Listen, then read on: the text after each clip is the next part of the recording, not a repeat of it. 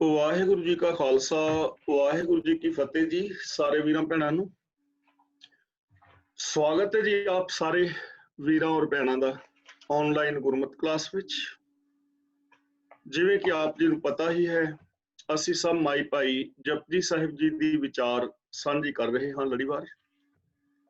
कल तक ਅਸੀਂ 37 पौड़ियां दी विचार साझी कर चुके हां। ਅੱਜ 38ਵੀਂ पौड़ी दी विचार आप जी दे नाल साझी करांगे। जपजी साहिब जी दे अंदर गुरुदेव पातशाह जी ने हर मनुख मात्र नूं सचियार होण दी प्रेरणा दित्ती है, क्योंकि सचियारता दा मार्ग ही सुखां दा मार्ग है। सचियारता दा राह ही सारियां समस्यावां दा हल है और सचियार हो के ही प्रभु दे अंदर समाया जा सकदा है। असल दे अंदर सचियार मनुख रब वर्गा ही हो जांदा है, क्योंकि गुरबाणी दे अंदर सचियार रब नूं आख्या गया है, तू करता सचियार मैंदा साईं। सचियार होण वास्ते कोई भी होर साधन काम विच नहीं आंदा, चाहे वो जप तप संजम हन जां तीरथ यात्रा जां विखावे दीआं समाधियां जां होर ऐसे कर्म जो असीं पिछे विचार आए हां। इक्को एक साधन है ते ਉਹ है हुक्म रजाई चलना। नानक लिखिया नाल ਜਦੋਂ ਤੋਂ ਕਾਇਨਾਤ ਹੋਂਦ ਵਿੱਚ ਆਈ ਹੈ ਤਦੋਂ ਤੋਂ ਹੀ ਇਹ ਸਿਸਟਮ ਚੱਲਿਆ ਆ ਰਿਹਾ ਹੈ कि हुक्म दे अंदर चलना है, क्योंकि पूरी कायनात हुक्म विच चल रही है। हुक्म दा मतलब सिस्टम, सारी कायनात किसी ना किसी नियम नियमावली सिस्टम दे अंदर चल रही है। कल असीं विचार कीती सी जिव जिव हुक्म तिवें तिवकार वेखै विगसै कर विचार, यानी जो सचखंड वाली अवस्था है जिथे जाके मनुख सच नूं जान लैंदा है। उस अवस्था दे अंदर चार चुफेरे अनंतता नजरी पैंदी है, अनंत खंड मंडल ब्रह्मांड नजरी पैंदे ने।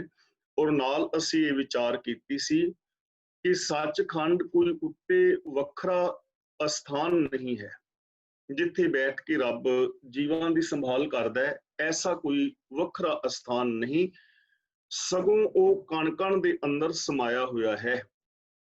ते सचखंड उस अवस्था का नाम है जिथे मनुख जाके ते जिथे मनुख जाके सच नूं जान लैंदा है और रब दे अंदर समा जांदा है। आओ हुण अगली विचार आप जी दे नाल साझी करिए। इस 38ਵੀਂ पौड़ी दे अंदर भी सानू ये समझाया गया है कि असी अपने जीवन नूं किवें करना है, और मिसाल दिती है सुनियारे वीर दी और सुनियारे वीर दी दुकान दी। जिवें सुनियारा वीर दुकान विच बहिंदा है, उसके पास भट्ठी है, एक धौंकनी है जिस दे नाल वो हवा लांदा है ते उस हवा दे नाल अग जिहड़ी है वो बलदी है। उसके कोल एक कुठाली है जिस दे अंदर सोने नूं पा के गलांदा है। नाल एक अहरन है लोहे दा टुकड़ा जिस उत्ते सोने नूं रख के ते हथौड़ी दे नाल सट मार के उस सोने नूं डिजाइन दिंदा है। इस तरह सोना कुठाली विच पैंदा है। कुठाली विच पैण दे नाल उस विच जो भी खोट है वो खोट खत्म हुंदा है। फिर वो सुनियारा वीर जिहड़ा है डिजाइन दिंदा है उस सोने नूं ते फिर वो सोना किसी दे गले दा शिंगार बनदा। हुण गुरु साहब जी सानू इत्थे भी एक दुकान दी मिसाल दे के कह रहे हैं कि तुसीं किवें अपने जीवन नूं घड़ना है। सचियार होण वास्ते सानू किस किस चीज दी जरूरत पवेगी। जे असीं कह दईए कि इत्थे सारांश है तां कोई अतकथनी नहीं होएगी, यानी असीं अपने जीवन नूं घड़ सकदे हां।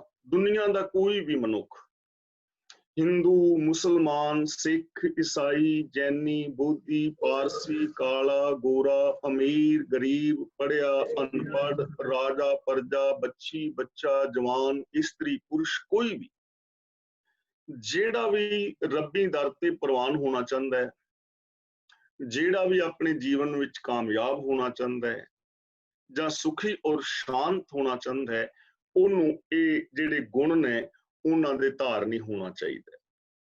ਤਾਂ ਗੁਰੂ ਸਾਹਿਬ ਸਭ ਤੋਂ ਪਹਿਲਾ ਬਚਨ ਕਰਦੇ ਹਨ, ਜਤ ਪਹਾਰਾ। ਇੱਥੇ ਪਹਾਰਾ ਦਾ ਮਤਲਬ ਹੈ ਦੁਕਾਨ, ਜਤ ਦੀ ਦੁਕਾਨ ਚਾਹੀਦੀ ਹੈ। ਤੇ ਇੱਥੇ ਜਤ ਦਾ ਜਿਹੜਾ ਅਰਥ ਹੈ ਉਹ ਬੜਾ ਵਿਸ਼ਾਲ ਹੈ, ਕਿਉਂਕਿ ਗੁਰੂ ਜੀ ਨੇ ਸ਼ਬਦ ਲਿਆ ਹੈ ਜਤ, ਲੇਕਿਨ ਉਹਨੂੰ ਅਰਥ ਜਿਹੜੇ ਨੇ ਉਹ ਬਿਲਕੁਲ ਅਲੱਗ ਦਿੱਤੇ ਨੇ। ਅਸਲ ਦੇ ਅੰਦਰ ਗੁਰਬਾਣੀ ਨੂੰ ਵਿਚਾਰਨ ਲੱਗਿਆਂ ਜੋ ਸਾਡੀ ਪ੍ਰੋਬਲਮ ਹੈ ਉਹ ਇਹ ਹੈ ਕਿ ਅਸੀਂ ਸ਼ਬਦ ਤਾਂ ਗੁਰਬਾਣੀ ਚੋਂ ਲੈ ਲੈਂਦੇ ਹਾਂ ਤੇ ਉਹਦੇ ਜਿਹੜੇ ਅਰਥ ਨੇ ਉਹ ਬਾਹਰੀ ਦੁਨੀਆ ਚੋਂ ਲੈਂਦੇ ਹਾਂ, ਦੂਜੇ ਸਮਾਜ ਵਿੱਚੋਂ ਲੈਂਦੇ ਹਾਂ, ਦੂਜੇ ਕਿਸੇ ਧਰਮ ਗ੍ਰੰਥ ਚੋਂ ਲੈ ਲੈਂਦੇ ਹਾਂ, ਦੂਜੀ ਕਿਸੇ ਡਿਕਸ਼ਨਰੀ ਚੋਂ ਲੈ ਲੈਂਦੇ ਹਾਂ, ਉਦੋਂ ਪ੍ਰੋਬਲਮ ਆ ਜਾਂਦੀ ਹੈ। ਦੇਖੋ, ਜੇ ਅਸੀਂ ਇੱਥੇ ਜਤ ਸ਼ਬਦ ਨੂੰ ਆਮ ਲਫ਼ਜ਼ਾਂ ਵਿੱਚ ਵਿਚਾਰੀਏ ਤਾਂ ਜਤ ਦਾ ਅਰਥ ਆਮ ਦੁਨੀਆ ਵਿੱਚ ਤੇ ਇਹ ਹੀ ਬਣਦਾ ਹੈ ਕਿ ਜਤੀ ਬੰਦਾ ਉਹ ਹੈ ਜਿਸਨੇ ਵਿਆਹ ਸ਼ਾਦੀ ਨਹੀਂ ਕਰਾਈ, ਉਹਨੂੰ ਅਸੀਂ ਜਤੀ ਕਹਿ ਦਿੰਦੇ ਹਾਂ। ਔਰ ਉਹ ਜਤੀ ਬੰਦਾ ਜਿਹੜਾ ਹੈ ਇਸ ਦੁਨੀਆ ਵਿੱਚ ਮਾਣ ਆਦਰ ਆਦਿਕ ਪਾਉਂਦਾ ਹੈ ਔਰ ਲੋਕੀ ਉਹਨੂੰ ਮਾਣ ਆਦਰ ਦਿੰਦੇ ਵੀ ਰਹੇ ਹਨ। ਇਸੇ ਕਰਕੇ ਸਾਡੇ ਅੰਦਰ ਵੀ ਐਸੇ ਲੋਕਾਂ ਦੀ ਇੱਕ ਬਹੁਤ ਵੱਡੀ ਫੌਜ ਇਕੱਠੀ ਹੋ ਕੇ ਤੇ ਸਿੱਖ ਸਮਾਜ ਦੇ ਸਿਰ ਦੇ ਉੱਤੇ ਬਹਿ ਗਈ ਹੈ ਕਿ ਜਤ ਗੁਰੂ ਜੀ ਨੇ ਕਿਹਾ ਹੈ ਔਰ ਜਤ ਦੇ ਜਿਹੜੇ ਅਸੀਂ ਅਰਥ ਨੇ ਉਹ ਕਿੰਨੇ ਗਲਤ ਲੈ ਨੇ। ਦੇਖੋ, ਗੁਰਬਾਣੀ ਦੇ ਅੰਦਰ ਬਚਨ ਕੀਤਾ ਗਿਆ ਹੈ ਕਿ ਜਿਸ ਨੂੰ ਤੁਸੀਂ ਜਤ ਸਮਝਦੇ ਹੋ, ਪਹਿਲੀ ਗੱਲ ਤਾਂ ਇਹ ਹੈ ਕਿ ਉਹ ਜਤ ਰਹਿ ਹੀ ਨਹੀਂ ਸਕਦਾ। ਪਾਵਨ ਬਾਣੀ ਦਾ ਸ਼ਬਦ ਹੈ, ਆਪ ਗੁਰਬਾਣੀ ਸਰਚਰ ਚੋਂ ਕੱਢ ਕੇ ਵੇਖ ਸਕਦੇ ਹੋ, ਜਤਨ ਕਰੇ ਬਿੰਦ ਕਿਵੇਂ ਨਾ ਰਹਾਈ, ਮਨੁਆ ਡੋਲੇ ਨਰਕੇ ਪਾਈ। ਕਿ ਜਿੰਨਾ ਵੀ ਮਨੁੱਖ ਮਰਜ਼ੀ ਯਤਨ ਕਰੇ, ਇਹ ਜੋ ਬਿੰਦ ਹੈ ਅੰਦਰ ਰੁਕਦਾ ਨਹੀਂ, ਤੇ ਜੇ ਤੇਰਾ ਮਨ ਡੋਲ ਰਿਹਾ ਹੈ ਤੇ ਫਿਰ ਤੂੰ ਨਰਕ ਦੇ ਅੰਦਰ ਹੀ ਪਿਆ ਹੋਇਆ ਹੈ। ਪਹਿਲੀ ਗੱਲ, ਕਿਉਂਕਿ ਇਹ ਇੱਕ ਸਰੀਰਕ ਕਿਰਿਆ ਹੈ ਕੁਦਰਤੀ ਤੌਰ ਤੇ, ਜੋ ਕੁਦਰਤ ਨੇ ਦਿੱਤੀ ਹੈ, ਜੋ ਰੱਬ ਨੇ ਦਿੱਤੀ ਹੈ, ਔਰ ਇਸ ਕਰਕੇ ਦਿੱਤੀ ਹੈ ਕਿ ਇਹ ਜੋ ਜੀਵ ਜਨਤਾ ਦੀਆਂ ਪੀੜ੍ਹੀਆਂ ਨੇ, ਨਸਲਾਂ ਨੇ, ਇਹ ਚੱਲਦੀਆਂ ਰਹਿਣ। ਖੈਰ, ਜੇਕਰ ਇਹ ਸਮਝ ਵੀ ਲਿਆ ਜਾਏ, ਪਹਿਲੀ ਗੱਲ ਜਤ ਰਹਿ ਨਹੀਂ ਸਕਦਾ। ਦੂਜੀ ਗੱਲ ਇਹ ਹੈ ਕਿ ਮੰਨ ਲਓ ਕਿ ਜਿਸ ਨੂੰ ਇਹ ਲੋਕ ਜਤ ਕਹਿੰਦੇ ਨੇ ਉਹ ਜਤ ਕਿਸੇ ਨੇ ਰੱਖ ਹੀ ਲਿਆ। ਸਮਝ ਲਓ 2 ਮਿੰਟ ਵਾਸਤੇ, ਸਪੋਜ਼ ਮੰਨ ਲਓ, ਤਾਂ ਭਗਤ ਕਬੀਰ ਜੀ ਕਹਿੰਦੇ ਨੇ, ਬਿੰਦ ਰਾਖ ਜੋ ਤਰੀਏ ਭਾਈ, ਖੁਸਰੇ ਕਿਉਂ ਨਾ ਪਰਮਗਤ ਪਾਈ। ਕਿ ਜੇ ਜਤੀ ਰਹਿਣ ਦੇ ਨਾਲ ਰੱਬ ਮਿਲਦਾ ਹੋਵੇ, ਫਿਰ ਖੁਸਰੇ ਨੂੰ ਤਾਂ ਬ੍ਰਹਮ ਗਿਆਨ ਹੋ ਜਾਣਾ ਚਾਹੀਦਾ ਨਾ, ਫਿਰ ਉਹਨੂੰ ਪਰਮਗਤੀ ਮਿਲ ਜਾਣੀ ਚਾਹੀਦੀ ਹੈ, ਕਿਉਂਕਿ ਉਹਨੂੰ ਤਾਂ ਸੁਪਨੇ ਦੇ ਵਿੱਚ ਵੀ ਐਸਾ ਵਿਕਾਰ ਨਹੀਂ ਨਾ ਆਉਣਾ। ਜੇ ਬਿੰਦ ਰੱਖਣ ਦੇ ਨਾਲ ਰੱਬ ਮਿਲਦਾ ਹੋਵੇ ਤਾਂ ਭਗਤ ਕਬੀਰ ਜੀ ਕਹਿੰਦੇ ਨੇ, ਖੁਸਰੇ ਨੇ ਪਰਮਗਤੀ ਕਿਉਂ ਨਹੀਂ ਪਾ ਲਈ। ਇਹਦਾ ਮਤਲਬ ਐਸੇ ਜਤ ਨੂੰ ਗੁਰਮਤ ਨੇ ਪ੍ਰਵਾਨ ਨਹੀਂ ਕੀਤਾ। ਸਿੱਖ ਧਰਮ ਜਤੀਆਂ ਦਾ ਧਰਮ ਨਹੀਂ ਹੈ, ਇਹ ਗ੍ਰਸਤੀਆਂ ਦਾ ਧਰਮ ਹੈ। ਤੇ ਜੇ ਜਤ ਨੂੰ ਸਾਰੇ ਹੀ ਲੋਕ ਅਪਣਾ ਲੈਣ, ਮੰਨ ਲਓ ਅੱਜ ਤੋਂ ਲੈ ਕੇ ਇਸਤਰੀ ਪੁਰਸ਼ ਸਾਰੇ ਜਤੀਆਂ ਹੋ ਜਾਣ, ਤਾਂ ਫਿਰ ਕੀ ਹੋਏਗਾ?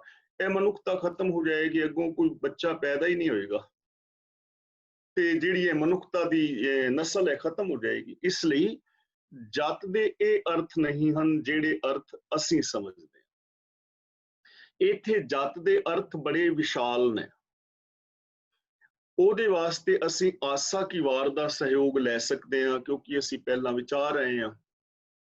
ਉੱਥੇ ਗੁਰੂ ਜੀ ਨੇ ਸੂਤਕ ਸ਼ਬਦ ਵਰਤਿਆ ਸੀ, ਅੱਖੀਂ ਸੂਤਕ ਵੇਖਣਾ, ਪਰਤਰੇ ਪਰਤਨ ਰੂਪ, ਕੰਨੀ ਸੂਤਕ ਕੰਨ ਪੈ, ਲਾਏ ਤਬਾਰੀ ਖਾਹੇ।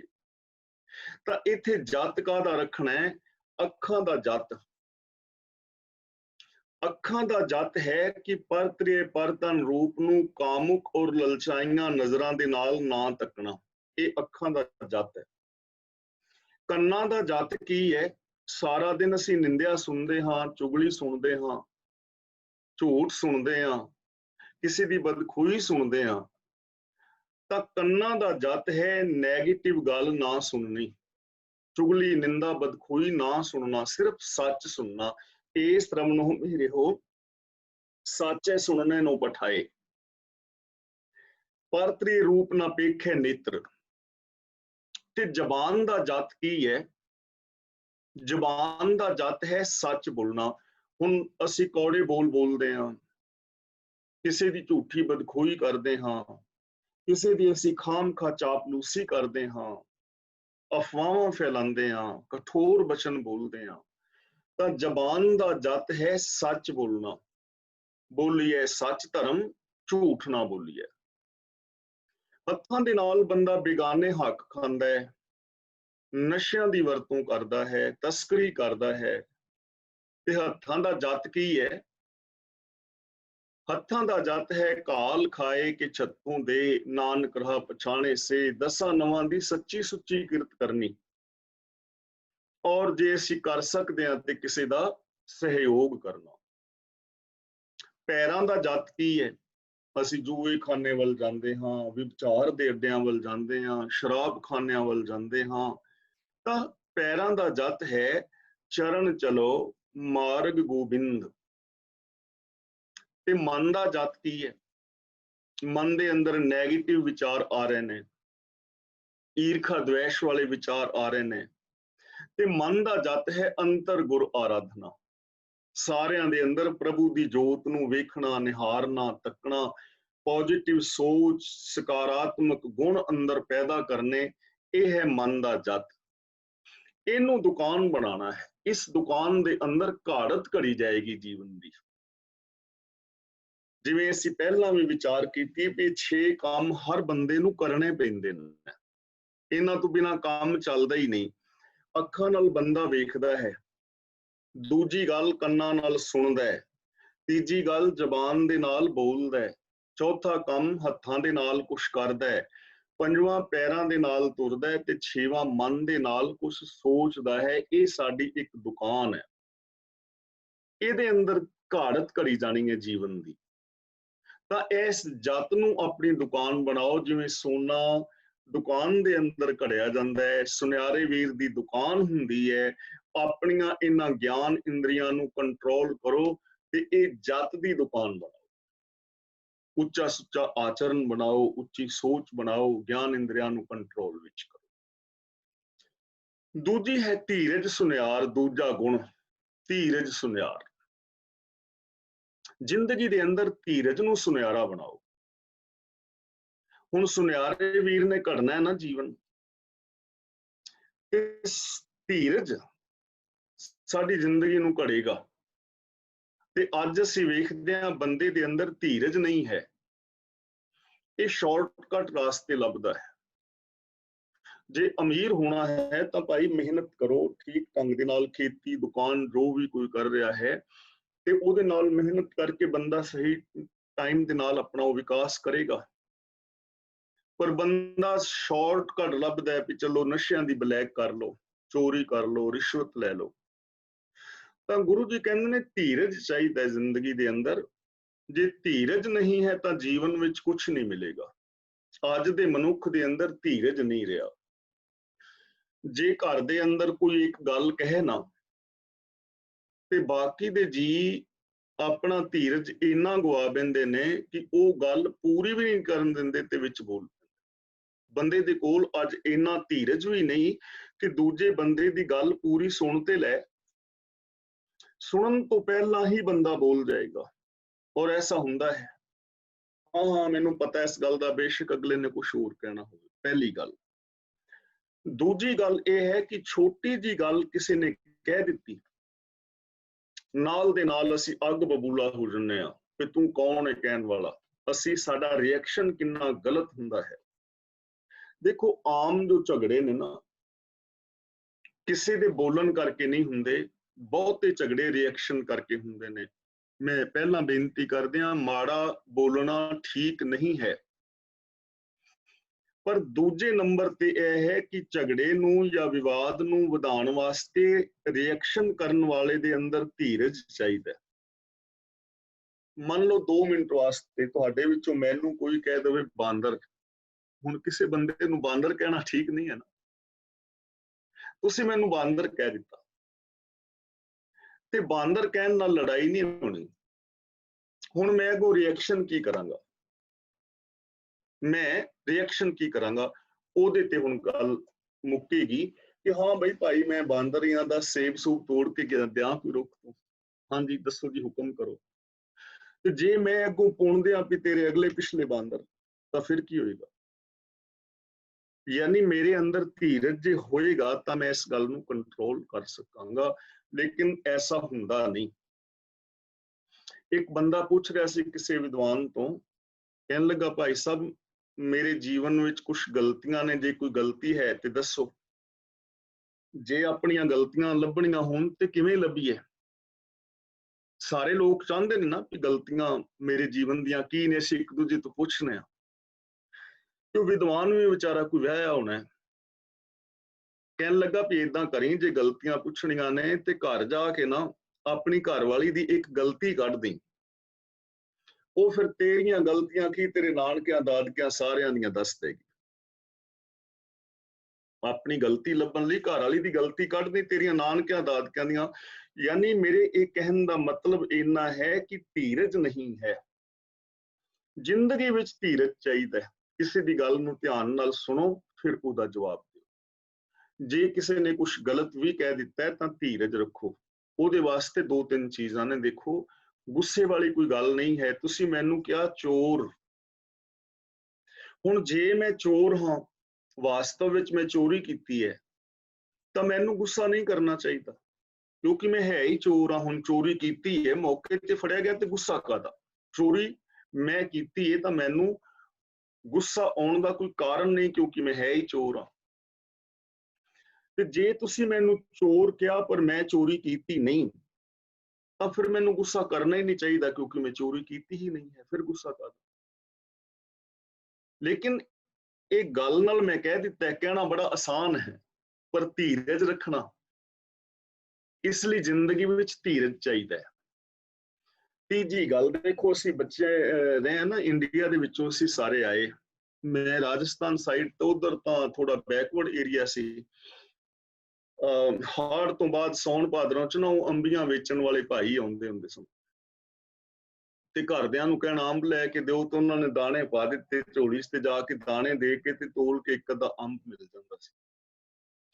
ਤੇ ਫਿਰ ਉਸ ਅੰਬ ਨੂੰ ਖਾਈਦਾ ਸੀ ਜਿਵੇਂ ਅਸੀਂ ਬਚਪਨ 'ਚ ਖਾਂਦੇ ਰਹੇ, ਤੁਹਾਨੂੰ ਪਤਾ ਹੀ ਹੈ ਨਾ, ਅਖੀਰਲਾ ਵਾਲ ਤੱਕ ਵੀ ਖਿੱਚ ਦੀਦਾ ਸੀ ਉਹਦੀ ਗਿੱਟਕ। ਤੇ ਮੁੜ ਕੇ ਫਿਰ ਉਸ ਅੰਬ ਨੂੰ ਬੀਜ ਦਿੰਦੇ ਸਾਂ, ਮਿੱਟੀ ਕੱਢ ਕੇ ਤੇ ਬੀਜ ਦੇਣਾ ਵੀ ਚਲੋ ਇਹ ਅੰਬ ਦੀ ਗਿੱਟਕ ਉੱਗੇਗੀ, ਇਹਨੂੰ ਅੰਬ ਲੱਗਣਗੇ ਤੇ ਘਰ ਹੀ ਅੰਬ ਹੋ ਜਾਣਗੇ, ਫਿਰ ਸਾਡੇ ਕੋਲ ਬੜੇ ਸਾਰੇ ਅੰਬ ਹੋਣਗੇ। ਅੰਬ ਦੀ ਗਿੱਟਕ ਬੀਜ ਦੇਈਦੀ ਸੀ। ਤੇ ਸਵੇਰੇ ਮਾਂ ਨੇ ਆਖਣਾ ਪੁੱਤਰ ਸਕੂਲੇ ਜਾ, ਤੇ ਸਵੇਰੇ ਅੱਖਾਂ ਮਲਦੇ ਮਲਦੇ ਪਹਿਲੋਂ ਅੰਬ ਦੀ ਗਿੱਟਕ ਤੋਂ ਮਿੱਟੀ ਹਟਾ ਕੇ ਵੇਖੀਦੀ ਸੀ ਵੀ ਉੱਗੀ ਹੈ ਕਿ ਨਹੀਂ। ਕਰਦੇ ਰਹੇ ਨਾ ਇਸ ਤਰ੍ਹਾਂ। ਉਹ ਅੰਬ ਦੀ ਗਿੱਟਕ ਕਦੇ ਵੀ ਨਹੀਂ ਸੀ ਉੱਗਦੀ। ਹੁਣ ਰੋਜ਼ ਮਿੱਟੀ ਲਾਓਗੇ ਤੇ ਕਿਵੇਂ ਉੱਗੇਗੀ? ਆਮ ਕਹਾਵਤ ਹੈ ਨਾ ਪਿੰਡਾਂ ਦੀ ਵੀ, ਧਨ ਨੇ ਉਹ ਪ੍ਰਵਾਣੀਆਂ ਜਿਹੜੀਆਂ ਜਮਾ ਕੇ ਸੌਂਦੀਆਂ ਨੇ। ਕਿਸੇ ਬੀਬੀ ਨੇ ਦਹੀਂ ਜਮਾਇਆ ਤੇ ਘੜੀ ਕੁ ਮਗਰੋਂ ਚੱਪਣੀ ਚੁੱਕ ਕੇ ਵੇਖ ਲੈ ਜੰਮਿਆ ਹੈ ਕਿ ਨਹੀਂ। ਉਹ ਜੰਮਦਾ ਹੀ ਨਹੀਂ, ਐਵੇਂ ਥੋੜ੍ਹੀ। ਧੀਰਜ ਚਾਹੀਦਾ ਹੈ। ਜੇ ਅੰਬ ਖਾਣੇ ਨੇ, ਗਿੱਟਕ ਬੀਜ ਕੇ 5 ਸਾਲ ਵੇਟ ਕਰਨੀ ਪਵੇਗੀ ਨਾ। ਅੰਬ ਦੇ ਵਿੱਚੋਂ ਅੰਕੁਰ ਫੁੱਟੇਗਾ, ਵੱਡਾ ਹੋਏਗਾ, ਪਾਲਾਂਗੇ, ਪਾਣੀ ਪਾਵਾਂਗੇ, ਸੁਰੱਖਿਆ ਕਰਾਂਗੇ, 4-5 ਸਾਲ ਬਾਅਦ ਫਿਰ ਉਹ ਅੰਬ ਦੇਣੇ ਸ਼ੁਰੂ ਕਰੇਗਾ, ਫਿਰ ਲਗਾਤਾਰ ਦੇਈ ਜਾਏਗਾ। ਤੇ ਜੇ ਧੀਰਜ ਨਹੀਂ ਤਾਂ ਫਿਰ ਤਾਂ ਅੰਬ ਨਹੀਂ ਨਾ ਮਿਲਦੇ। ਅੱਜ ਜਿਹੜੇ ਲੋਕ ਡਾਕਟਰ ਬਣੇ ਨੇ, ਇੰਜੀਨੀਅਰ, ਵਿਗਿਆਨਿਕ ਬਣੇ ਨੇ, ਉਹਨਾਂ ਨੇ ਧੀਰਜ ਰੱਖਿਆ ਹੈ। ਕਿੰਨੇ ਧੀਰਜ ਦੇ ਨਾਲ 15-20 ਸਾਲ ਉਹ ਪੜ੍ਹੇ ਨੇ, 25 ਸਾਲ। ਤਾਂ ਨਾ ਇੰਨੇ ਧੀਰਜ ਨਾਲ ਮਿਹਨਤ ਹੈ, ਸਮਾਂ ਆਉਣ ਦੇ ਉੱਤੇ ਆਵੇ, ਫਲ ਹੋਏ। ਸੈਂਕੜੇ ਘੜੇ ਪਾਣੀ ਪਾਈ ਜਾਓ, ਪਰ ਫਲ ਉਦੋਂ ਲੱਗਣਾ ਜਦੋਂ ਟਾਈਮ ਆਏਗਾ। ਇਸ ਲਈ ਜ਼ਿੰਦਗੀ ਵਿੱਚ ਧੀਰਜ ਚਾਹੀਦਾ ਹੈ। ਧੀਰਜ ਰੱਖ ਕੇ ਮਿਹਨਤ ਕਰੋ। ਜੇ ਅਸੀਂ ਇਤਿਹਾਸ ਵੱਲ ਝਾਤ ਮਾਰੀਏ ਤਾਂ ਅੱਜ ਜੇ ਅਰਦਾਸ ਦੇ ਵਿੱਚ ਕੁਝ ਲੋਕਾਂ ਦਾ ਨਾਮ ਆਉਂਦਾ ਹੈ ਨਾ, ਜਿਨ੍ਹਾਂ ਸਿੰਘਾਂ ਸਿੰਘਣੀਆਂ ਧਰਮ ਹਿਤ ਸ਼ੀਸ਼ ਦਿੱਤੇ, ਤਾਂ ਉਹਨਾਂ ਦਾ ਨਾਮ ਐਵੇਂ ਸ਼ਾਮਲ ਨਹੀਂ ਹੋ ਗਿਆ ਭਾਈ। ਉਹਨਾਂ ਦਾ ਧੀਰਜ ਵੇਖੋ। ਜਿਹੜੀਆਂ ਨੌਜਵਾਨ ਧੀਆਂ ਭੈਣਾਂ, ਬਜ਼ੁਰਗ ਮਾਤਾਵਾਂ ਮੀਰ ਮੰਨੂ ਦੇ ਜੇਲ੍ਹ ਵਿੱਚ 1.25 ਮਣ ਦੇ ਪੀਸਣੇ ਪੀ ਕੇ, ਆਪਣੇ ਬੱਚਿਆਂ ਦੇ ਟੁਕੜਿਆਂ ਦੇ ਹਾਰ ਗਲਿਆਂ 'ਚ ਪਵਾ ਕੇ ਫਿਰ ਜੈਕਾਰੇ ਛੱਡ ਰਹੀਆਂ ਨੇ। ਧੀਰਜ ਹੈ ਨਾ। ਤਾਂ ਜ਼ਿੰਦਗੀ ਵਿੱਚ ਧੀਰਜ ਚਾਹੀਦਾ ਹੈ। ਧੀਰਜ ਦੇ ਨਾਲ ਇਹ ਜੀਵਨ ਘੜਿਆ ਜਾਏਗਾ। ਅਗਲਾ ਵਚਨ ਕਰਦੇ ਨੇ, ਅਹਰਣ ਮੱਤ। ਅਹਰਣ ਇੱਕ ਲੋਹੇ ਦਾ ਟੁਕੜਾ ਹੁੰਦਾ ਹੈ, ਜਿਸ ਦੇ ਉੱਤੇ ਸੋਨਾ ਜਾਂ ਲੋਹਾ ਰੱਖ ਕੇ ਤੇ ਲੋਹਾਰ ਦਾ ਸੁਨਿਆਰ ਵੀਰ ਹਥੌੜੇ ਦੀ ਸੱਟ ਮਾਰ ਕੇ ਸੋਨੇ ਨੂੰ ਕੱਢਦੇ ਨੇ। ਹੁਣ ਧੀਰਜ ਹੋਏ ਤੇ ਬੰਦਾ ਮੱਤ ਦੀ ਵਰਤੋਂ ਨਾ ਕਰੇ, ਦਿਮਾਗ ਦੀ ਵਰਤੋਂ ਨਾ ਕਰੇ, ਤੇ ਇਕੱਲਾ ਧੀਰਜ ਵੀ ਕੁਛ ਨਹੀਂ ਕਰੇਗਾ ਨਾ। ਇਸ ਲਈ ਮੱਤ ਜਿਹੜੀ ਹੈ ਉਹ ਅਹਿਲ ਹੋਵੇ, ਬਿਲਕੁਲ ਅਹਿਲ। ਜੇ ਅਹਰਨ ਹਿਲ ਰਿਹਾ ਨਾ, ਅਹਰਨ ਦਾ ਟੁਕੜਾ ਹਿਲ ਰਿਹਾ ਹੈ ਤਾਂ ਘਾੜਤ ਨਹੀਂ ਕਰੀ ਜਾਏਗੀ। ਇੱਕ ਥਾਂ ਤੇ ਟਿੱਕੀ ਹੋਈ ਮੱਤ ਨੂੰ ਯੂਜ਼ ਕਰਨਾ ਹੈ। ਅਕਲੀ ਸਾਹਿਬ ਸੇਵੀਏ, ਅਕਲੀ ਕੀਚੇ ਦਾਨ, ਅਕਲੀ ਪੜ੍ਹ ਕੇ ਬੁੱਝੀਏ, ਅਕਲੀ ਪਾਈਏ ਮਾਨ। ਤਾਂ ਅਕਲ ਦੀ ਵਰਤੋਂ ਜ਼ਰੂਰ ਕਰਨੀ ਪਵੇਗੀ। ਮਾਵਾਂ ਪਿਆਰ ਕਰਦੀਆਂ ਨੇ ਨਾ ਬੱਚਿਆਂ ਦੇ ਨਾਲ, ਨਿੱਕੀਆਂ ਬੱਚੀਆਂ ਨਾਲ। ਕਿਵੇਂ ਬੱਚਿਆਂ ਨਾਲ ਲੋਕ ਪਿਆਰ ਕਰਦੇ ਨੇ, ਮੇਰਾ ਰਾਜਕੁਮਾਰ ਬੱਚਿਆਂ ਨੂੰ ਕਹਿੰਦੇ ਨੇ। ਨਿੱਕੀਆਂ ਕੁੜੀਆਂ ਨੂੰ ਲੋਕ ਕਹਿੰਦੇ ਨੇ ਮੇਰੀ ਨੰਨੀ ਮੁੰਨੀ ਪਰੀ, ਪਰੀਆਂ ਤਰ੍ਹਾਂ ਪਿਆਰ ਕਰਦੇ ਨਾ, ਪਰੀ। ਤੇ ਮਾਂ ਆਪਣੀ ਬੇਟੀ ਨੂੰ ਆਂਦੀ ਸੀ ਆ ਮੇਰੀ ਪਰੀ ਹੈ, ਪਰੀ ਹੈ ਮੇਰੀ ਬੇਟੀ, ਪਰੀ। ਹਰ ਮਾਂ-ਬਾਪ ਦੀ ਬੇਟੀ ਪਰੀ ਹੁੰਦੀ। ਤੇ ਇੱਕ ਉਹਦਾ ਵੱਡਾ ਭਰਾ ਸੀ, ਰਹਿੰਦੇ ਸਨ ਦੂਜੀ ਮੰਜ਼ਲ ਤੇ ਨਿੱਕੀ ਬੇਟੀ ਦਾ ਭਰਾ ਸੀ ਵੱਡਾ। ਤੇ ਆਪਣੀ ਮਾਂ ਨੂੰ ਕਹਿਣ ਲੱਗਾ ਮੰਮੀ ਪਰੀਆਂ ਉੱਡਦੀਆਂ ਨੇ? ਹਾਂ ਬੇਟਾ, ਪਰੀਆਂ ਤੇ ਬਹੁਤ ਉੱਡਦੀਆਂ ਨੇ, ਪਰੀਆਂ ਤੇ ਬੜਾ ਉੱਡਦੀਆਂ ਨੇ, ਆਕਾਸ਼ ਵਿੱਚ ਉਹ ਤੇ ਉੱਡਦੀਆਂ ਥੱਕਦੀਆਂ ਹੀ ਨਹੀਂ। ਕਹਿੰਦਾ ਫਿਰ ਆਪਣੀ ਜਿਹੜੀ ਪਰੀ ਉਹਦੀਆਂ ਲੱਤਾਂ ਬਾਹਾਂ ਟੁੱਟ ਗਈਆਂ ਨੇ, ਉਹ ਤੇ ਉੱਡੀ ਨਹੀਂ। ਕਹਿੰਦੀ ਕਿਉਂ? ਕਹਿੰਦਾ ਮੈਂ ਕੋਠੇ ਤੋਂ ਥੱਲੇ ਸੁੱਟਿਆ ਸੀ, ਉਹ ਤੇ ਉੱਡੀ ਨਹੀਂ ਹੈ। ਆਂਦੀ ਮਰ ਜਾ, ਕੁੜੀ ਮਾਰ ਦਿੱਤੀ ਆ। ਹੁਣ ਬੇਅਕਲੀ ਹੈ ਨਾ, ਮੱਤ ਦੀ ਵਰਤੋਂ ਨਹੀਂ ਨਾ ਕੀਤੀ। ਜੇ ਬੇਅਕਲੀ ਬੰਦਾ ਕਰੇਗਾ ਤੇ ਫਿਰ ਐਵੇਂ ਤੇ ਪਰੀਆਂ ਫਿਰ ਮਰਨਗੀਆਂ ਨਾ ਵਿਚਾਰੀ। ਬੇਅਕਲੀ ਨਹੀਂ, ਅਕਲ ਦੀ ਵਰਤੋਂ ਜ਼ਰੂਰ ਕਰਨੀ ਪਵੇਗੀ। ਜੇ ਬਿਨਾਂ ਅਕਲ ਤੋਂ ਬੰਦਾ ਖਾਏਗਾ ਤਾਂ ਬਿਮਾਰ ਹੋ ਜਾਏਗਾ, ਬਿਨਾਂ ਅਕਲ ਤੋਂ ਪੜ੍ਹੇਗਾ ਤੇ ਬੰਦਾ ਕਾਮਯਾਬ ਨਹੀਂ ਹੋਏਗਾ। ਇਸ ਲਈ ਟਿਕੀ ਹੋਈ ਮੱਤ ਚਾਹੀਦੀ ਹੈ, ਮੱਤ ਦੀ ਵਰਤੋਂ ਕਰਨੀ, ਤਾਂ ਜੀਵਨ ਘੜਿਆ ਜਾਏਗਾ। ਲੇਕਿਨ ਮੱਤ ਦੀ ਵਰਤੋਂ ਅਹਰਨ ਮੱਤ, ਵੇਦ ਹਥਿਆਰ, ਹਥਿਆਰ ਦਾ ਮਤਲਬ ਹਥੌੜਾ, ਵੇਦ ਦਾ ਮਤਲਬ ਗਿਆਨ। ਮੱਤ ਦੀ ਵਰਤੋਂ ਕਰੇ ਲੇਕਿਨ ਗਿਆਨ ਨੂੰ ਬੇਸ ਬਣਾ ਕੇ, ਯੂਨੀਵਰਸਲ ਟਰੁੱਥ, ਯਥਾਰਥ ਗਿਆਨ, ਗੁਰੂ ਦਾ ਗਿਆਨ ਦਾ ਹਥੌੜਾ ਵੱਜੇ।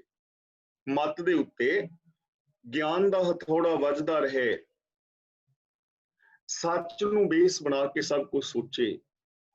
ਐਵੇਂ ਹੀ ਗਿਆਨ ਦੀ ਵਰਤੋਂ ਨਾ ਕਰੇ, ਮੱਤ ਦੀ ਵਰਤੋਂ ਨਾ ਕਰੇ। ਮੱਤ ਦੀ ਵਰਤੋਂ ਤਾਂ ਅੰਗੂਰ ਤੋਂ ਸ਼ਰਾਬ ਬਣਾਉਣ ਲਈ ਵੀ ਕੀਤੀ ਜਾਂਦੀ ਹੈ, ਲੇਕਿਨ ਗਿਆਨ ਦੀ ਵਰਤੋਂ ਕਰੇ, ਸੱਚਾ ਗਿਆਨ, ਸਹੀ ਫੈਸਲਾ ਕਿ ਇਹਦਾ ਰਿਜ਼ਲਟ ਕੀ ਹੋਏਗਾ, ਜੋ ਮੈਂ ਕਰਨ ਜਾ ਰਿਹਾ ਵਾਂ ਇਹਦਾ ਰਿਜ਼ਲਟ ਕੀ ਹੋਏਗਾ, ਕਿ ਇਹ ਠੀਕ ਹੈ ਜਾਂ ਗਲਤ ਹੈ। ਕਾਮਨ ਸੈਂਸ ਦਾ ਹੋਣਾ ਬਹੁਤ ਜ਼ਰੂਰੀ ਹੈ। ਕਈ ਲੋਕਾਂ ਕੋਲ ਮੱਤ ਤੇ ਬੜੀ ਹੁੰਦੀ ਹੈ ਲੇਕਿਨ ਕਾਮਨ ਸੈਂਸ ਨਹੀਂ ਹੁੰਦੀ। ਕਿੱਥੇ ਕੀ ਬੋਲਣਾ ਹੈ, ਕਿੱਥੇ ਕੀ ਬੋਲਣਾ ਹੈ। ਬੰਦਾ ਬੋਲਣਾ ਤੇ 2.5 ਸਾਲ ਦੀ ਉਮਰ ਵਿੱਚ ਸਿੱਖ ਜਾਂਦਾ ਹੈ, ਪਰ ਕੀ ਬੋਲਣਾ ਹੈ ਇਹ ਬੋਲਣ ਸਿੱਖਣ ਵਾਸਤੇ ਸਾਰੀ ਉਮਰ ਕਈ ਵਾਰ ਲੱਗ ਜਾਂਦੀ ਹੈ, ਪਰ ਬੰਦੇ ਨੂੰ ਬੋਲਣ ਦੀ ਜਾਚ ਨਹੀਂ ਨਾ ਹੁੰਦੀ। ਇਸ ਲਈ ਗਿਆਨ ਦੀ ਵਰਤੋਂ ਕਰੀਏ, ਯਥਾਰਥ ਗਿਆਨ, ਯੂਨੀਵਰਸਲ ਟਰੁੱਥ ਨੂੰ ਬੇਸ ਬਣਾ ਕੇ, ਜੋ ਸਰਬਦੇਸ਼ੀ, ਸਰਬਕਾਲੀ ਔਰ ਸਰਬ ਸਾਂਝਾ ਹੋਵੇ, ਜੋ ਸਭ ਦੇ ਉੱਤੇ ਲਾਗੂ ਹੋ ਸਕਦਾ ਹੋਵੇ। ਜਿਵੇਂ ਅਸੀਂ 1-2 ਦਿਨ ਪਹਿਲਾਂ ਵੀ ਵਿਚਾਰ ਕੀਤੀ ਸੀ ਕਿ ਜ਼ਿਆਦਾ ਨਹੀਂ ਤਾਂ ਕੋਈ ਕੰਮ ਕਰਨ ਤੋਂ ਪਹਿਲਾਂ 3 ਚੀਜ਼ਾਂ ਜ਼ਰੂਰ ਸੋਚ ਲਈਏ ਕਿ ਜੋ ਮੈਂ ਕੰਮ ਕਰਨ ਲੱਗਾ ਇਹਦੇ ਨਾਲ ਮੇਰਾ ਕੋਈ ਨੁਕਸਾਨ ਤੇ ਨਹੀਂ ਹੋਏਗਾ। ਦੂਜੀ ਗੱਲ, ਜਿਹਦੇ ਵਾਸਤੇ ਮੈਂ ਕਰਨ ਲੱਗਾ ਉਹਦਾ ਨੁਕਸਾਨ ਤੇ ਨਹੀਂ ਹੋਏਗਾ। ਤੇ ਤੀਜੀ ਗੱਲ ਇਹ ਕਿ ਮੇਰਾ ਵੀ ਨੁਕਸਾਨ ਨਹੀਂ, ਜਿਹਦੇ ਵਾਸਤੇ ਕੰਮ ਕਰਨ ਲੱਗਾ ਉਹਦਾ ਵੀ ਨੁਕਸਾਨ ਨਹੀਂ, ਤਾਂ ਉਸ ਕੰਮ ਦੇ ਨਾਲ ਕੋਈ ਸਮਾਜ ਦਾ ਨੁਕਸਾਨ ਤੇ ਨਹੀਂ ਹੋਏਗਾ। ਜੇ ਐਸਾ ਕੁਝ ਹੁੰਦਾ ਹੈ ਤਾਂ ਉਹ ਕੰਮ ਨਹੀਂ ਕਰਨਾ ਚਾਹੀਦਾ। ਇਸ ਲਈ ਗਿਆਨ ਦੀ ਵਰਤੋਂ ਕਰਨੀ ਹੈ। ਅਗਲਾ ਬਚਨ ਕਰਦੇ ਨੇ ਭਉ ਖਲਾ।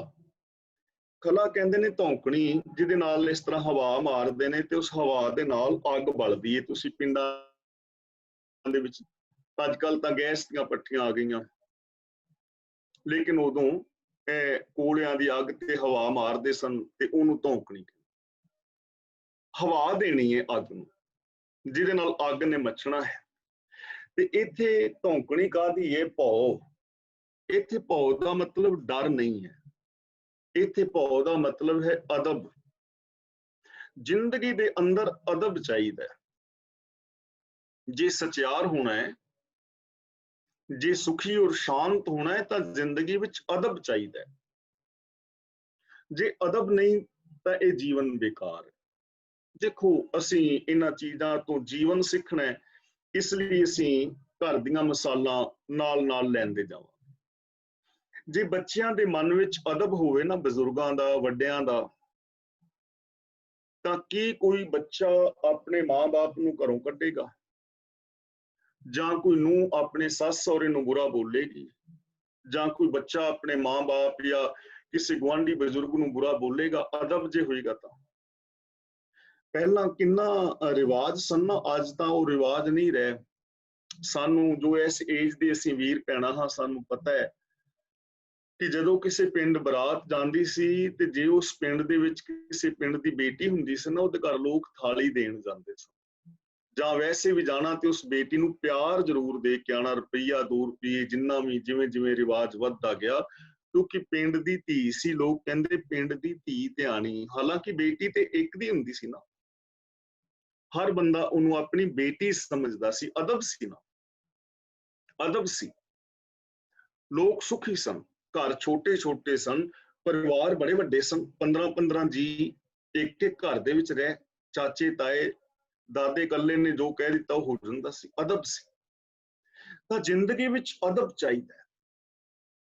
ਆਪਣਿਆਂ ਤੋਂ ਛੋਟਿਆਂ ਦੇ ਨਾਲ ਸਨੇਹ ਕਰੋ, ਹਮ ਉਮਰ ਦੇ ਨਾਲ ਪਿਆਰ ਕਰੋ, ਆਪਣਿਆਂ ਤੋਂ ਵੱਡਿਆਂ ਦਾ ਸਤਿਕਾਰ ਕਰੋ, ਇਹਨੂੰ ਕਹਿੰਦੇ ਨੇ ਅਦਬ। ਆਪਣੇ ਤੋਂ ਵੱਡੇ ਦਾ ਸਤਿਕਾਰ, ਹਮ ਉਮਰ ਦੇ ਨਾਲ ਪਿਆਰ, ਛੋਟਿਆਂ ਦੇ ਨਾਲ ਸਨੇਹ, ਅਦਬ। ਜੇ ਜ਼ਿੰਦਗੀ ਵਿੱਚ ਅਦਬ ਆ ਜਾਏ ਤਾਂ ਜੀਵਨ ਸੌਖਾ ਹੋ ਜਾਏਗਾ ਨਾ। ਰੱਬ ਦਾ ਅਦਬ ਹੋਵੇ ਜ਼ਿੰਦਗੀ 'ਚ ਤਾਂ ਕੋਈ ਬੰਦਾ ਮਾੜਾ ਕੰਮ ਨਹੀਂ ਨਾ ਕਰੇਗਾ, ਕਿਉਂਕਿ ਸਾਰਿਆਂ ਦੇ ਅੰਦਰ ਤੇ ਰੱਬ ਬੈਠਾ ਹੈ। ਗੁਰੂ ਦਾ ਅਦਬ ਹੋਵੇ।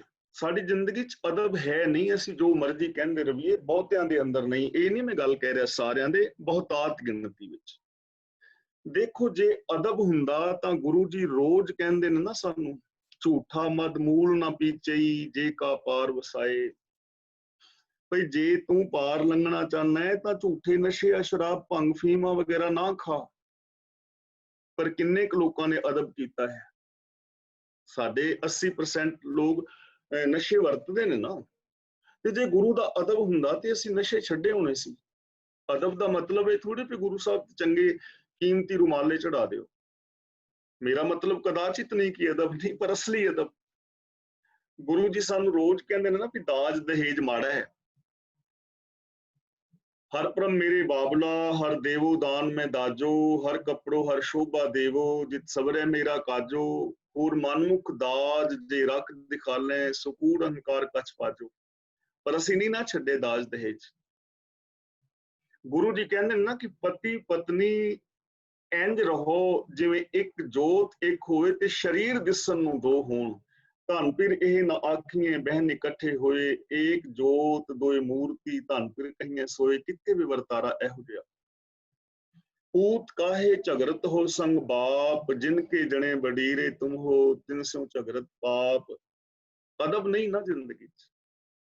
ਜੇ ਅਦਬ ਹੁੰਦਾ ਗੁਰੂ ਦਾ ਤਾਂ ਐਸਾ ਕੁਛ ਨਹੀਂ ਸੀ ਹੋਣਾ। ਜੇ ਗੁਰੂ ਦਾ ਅਦਬ ਹੁੰਦਾ ਜ਼ਿੰਦਗੀ 'ਚ ਤਾਂ ਕਦੀ ਕੋਈ ਸਿੱਖ ਕਿਸੇ ਬਾਬੇ ਅੱਗੇ ਜਾ ਕੇ ਮੱਥਾ ਟੇਕਦਾ? ਗੁਰੂ ਦੀ ਬੇਅਦਬੀ ਹੈ ਨਾ। ਜੇ ਅਦਬ ਹੁੰਦਾ ਸਿੱਖ ਦੇ ਮਨ ਵਿੱਚ ਤੇ ਆਪਣੇ ਡੇਰੇ ਤੇ ਆਪਣੀਆਂ ਮਰਿਆਦਾਵਾਂ ਬਾਬੇ ਕਿਉਂ ਬਣਾਉਂਦੇ? ਇਹ ਸਿੱਧੀ ਸਰੇਆਮ ਬੇਅਦਬੀ ਹੈ, ਮੰਨੀਏ ਜਾਂ ਨਾ ਮੰਨੀਏ। ਇਸ ਲਈ ਜ਼ਿੰਦਗੀ ਦੇ ਅੰਦਰ ਭਉ ਖਲਾ ਅਦਬ ਚਾਹੀਦਾ ਹੈ। ਜ਼ਿੰਦਗੀ 'ਚ ਅਦਬ, ਰੱਬ ਦਾ ਡਰ, ਗੁਰੂ ਦਾ ਡਰ, ਗੁਰੂ ਦਾ ਅਦਬ। ਗੁਰੂ ਦਾ ਅਦਬ ਜ਼ਿੰਦਗੀ ਵਿੱਚ ਹੋਵੇ, ਰੱਬ ਦਾ ਅਦਬ ਹੋਵੇ ਕਿ ਮੇਰੇ ਤੋਂ ਕੋਈ ਐਸਾ ਕਰਮ ਨਾ ਹੋ ਜਾਏ ਕਿ ਮੇਰਾ ਪ੍ਰਭੂ ਮੇਰੇ ਤੋਂ ਨਾਰਾਜ਼ ਹੋ ਜਾਏ। ਮੇਰੇ ਤੋਂ ਕੋਈ ਐਸਾ ਕਰਮ ਨਾ ਹੋ ਜਾਏ ਕਿ ਮੇਰੇ ਤੋਂ ਕੋਈ ਐਸਾ ਕਰਮ ਨਾ ਹੋ ਜਾਏ ਕਿ ਜਿਸ ਦੇ ਨਾਲ ਮੇਰਾ ਗੁਰੂ ਨਾਰਾਜ਼ ਹੋ।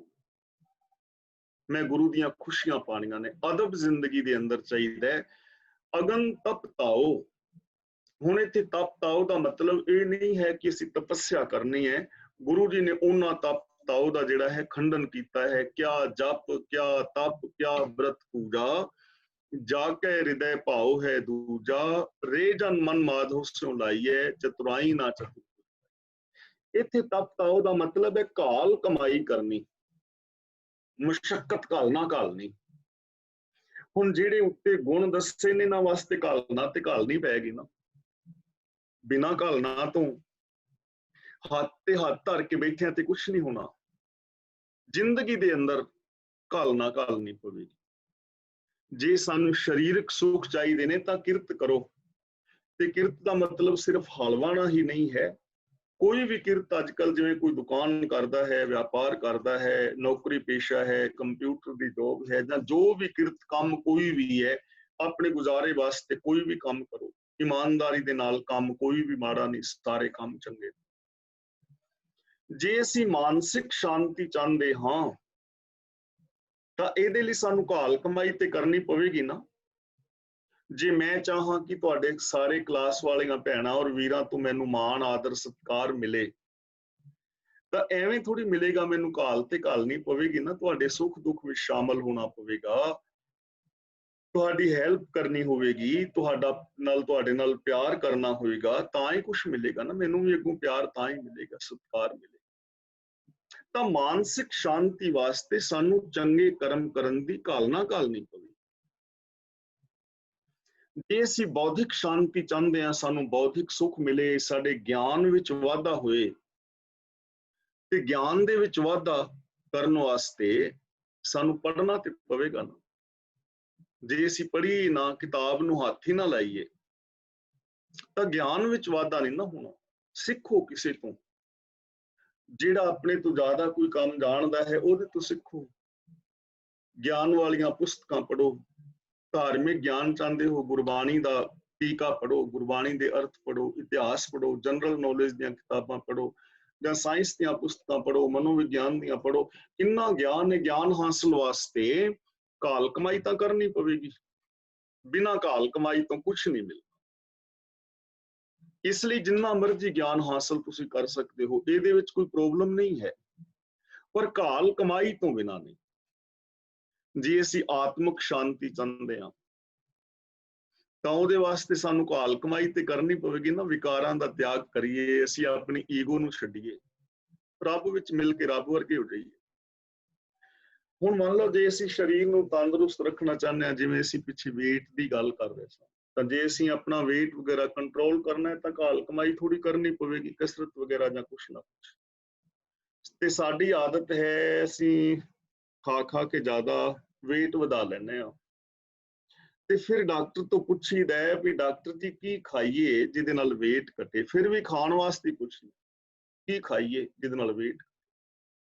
ਕਹਿਣ ਤੋਂ ਮੁਰਾਦ ਭਈ ਕੋਈ ਵੀ ਸਰੀਰਕ, ਮਾਨਸਿਕ, ਬੌਧਿਕ, ਆਤਮਿਕ ਤੌਰ ਤੇ ਜੇ ਵਿਕਾਸ ਕਰਨਾ, ਘਾਲ ਕਮਾਈ ਕਰਨੀ ਪਵੇ। ਰਾਜਨੀਤੀ ਵਿੱਚ ਤੁਸੀਂ MLA MP ਬਣਨਾ ਚਾਹੁੰਦੇ ਹੋ ਤਾਂ ਮਿਹਨਤ ਤਾਂ ਕਰਨੀ ਪਵੇਗੀ। ਆਪਣੀ ਸੋਸ਼ਲ ਲਾਈਫ ਨੂੰ ਜੇ ਠੀਕ ਕਰਨਾ, ਮਿਹਨਤ ਤਾਂ ਕਰਨੀ ਪਵੇਗੀ। ਧਾਰਮਿਕ ਜ਼ਿੰਦਗੀ ਮਹਾਨ ਬਣਾਉਣੀ ਹੈ, ਮਿਹਨਤ ਕਰਨੀ ਪਵੇਗੀ।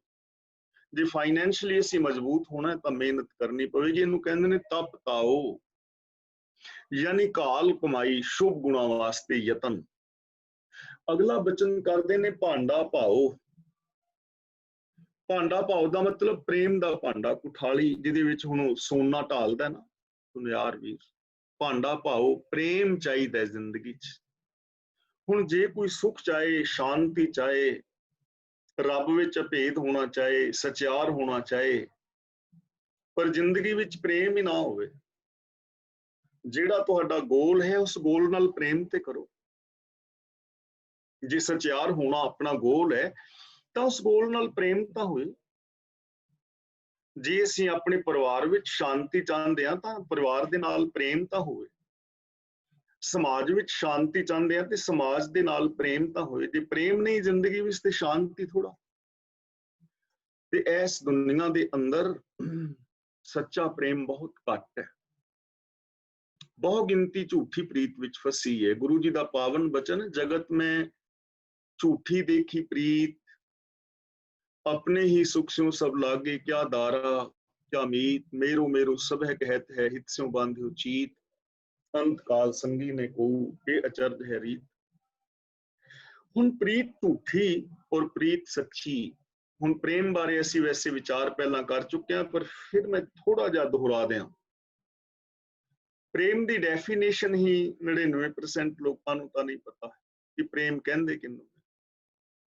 तो जिवें आपां प्रेम की डेफिनेशन लिखी सी ना, निस्वार्थ और शुभ भावनावां दे नाल किसे अगे कीते गए आत्म समर्पण का नाम प्रेम है। अज जो आम जिंदगी विच असीं वेखदे हां, ये प्रेम नहीं, प्यार नहीं, विहार है। चलो विहार भी बंदा चंगा रखी जाए, इन्ना भी काफी है, लेकिन प्यार जिहड़ा है वो जिंदगी विच वेखण नूं मिल नहीं रहा। कि शुभ और निस्वार्थ भावनावां दे नाल किसे अगे आत्म समर्पण कर दिता होए किन्ने क लोग मिलदे ने तुहानूं? पहली गल, इस चीज नूं समझण वाले नहीं मिलणगे। ते जे समझ जाइए इस चीज नूं ते किन्ने क लोग ने जिन्हां तुहाडे अगे सरैंडर कीता है, किन्ने क ऐसे रिश्तेदार ने जिन्हां अगे तुसीं सरैंडर होए हो? है कोई? ईमानदारी नाल सोचना है आपां।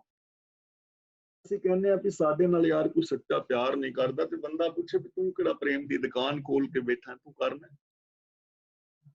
ਸਮਾਜ ਕਿਸੇ ਦਾ ਭਲਾ ਨਹੀਂ ਕਰਦਾ ਤੇ ਤੂੰ ਕਰਨਾ? ਪ੍ਰੇਮ ਉਥੋਂ ਸ਼ੁਰੂ ਹੁੰਦਾ ਹੈ ਜਿੱਥੋਂ ਈਗੋ ਮੁੱਕ ਜਾਂਦੀ ਹੈ, ਪਰੇ ਪਲਸ ਮ।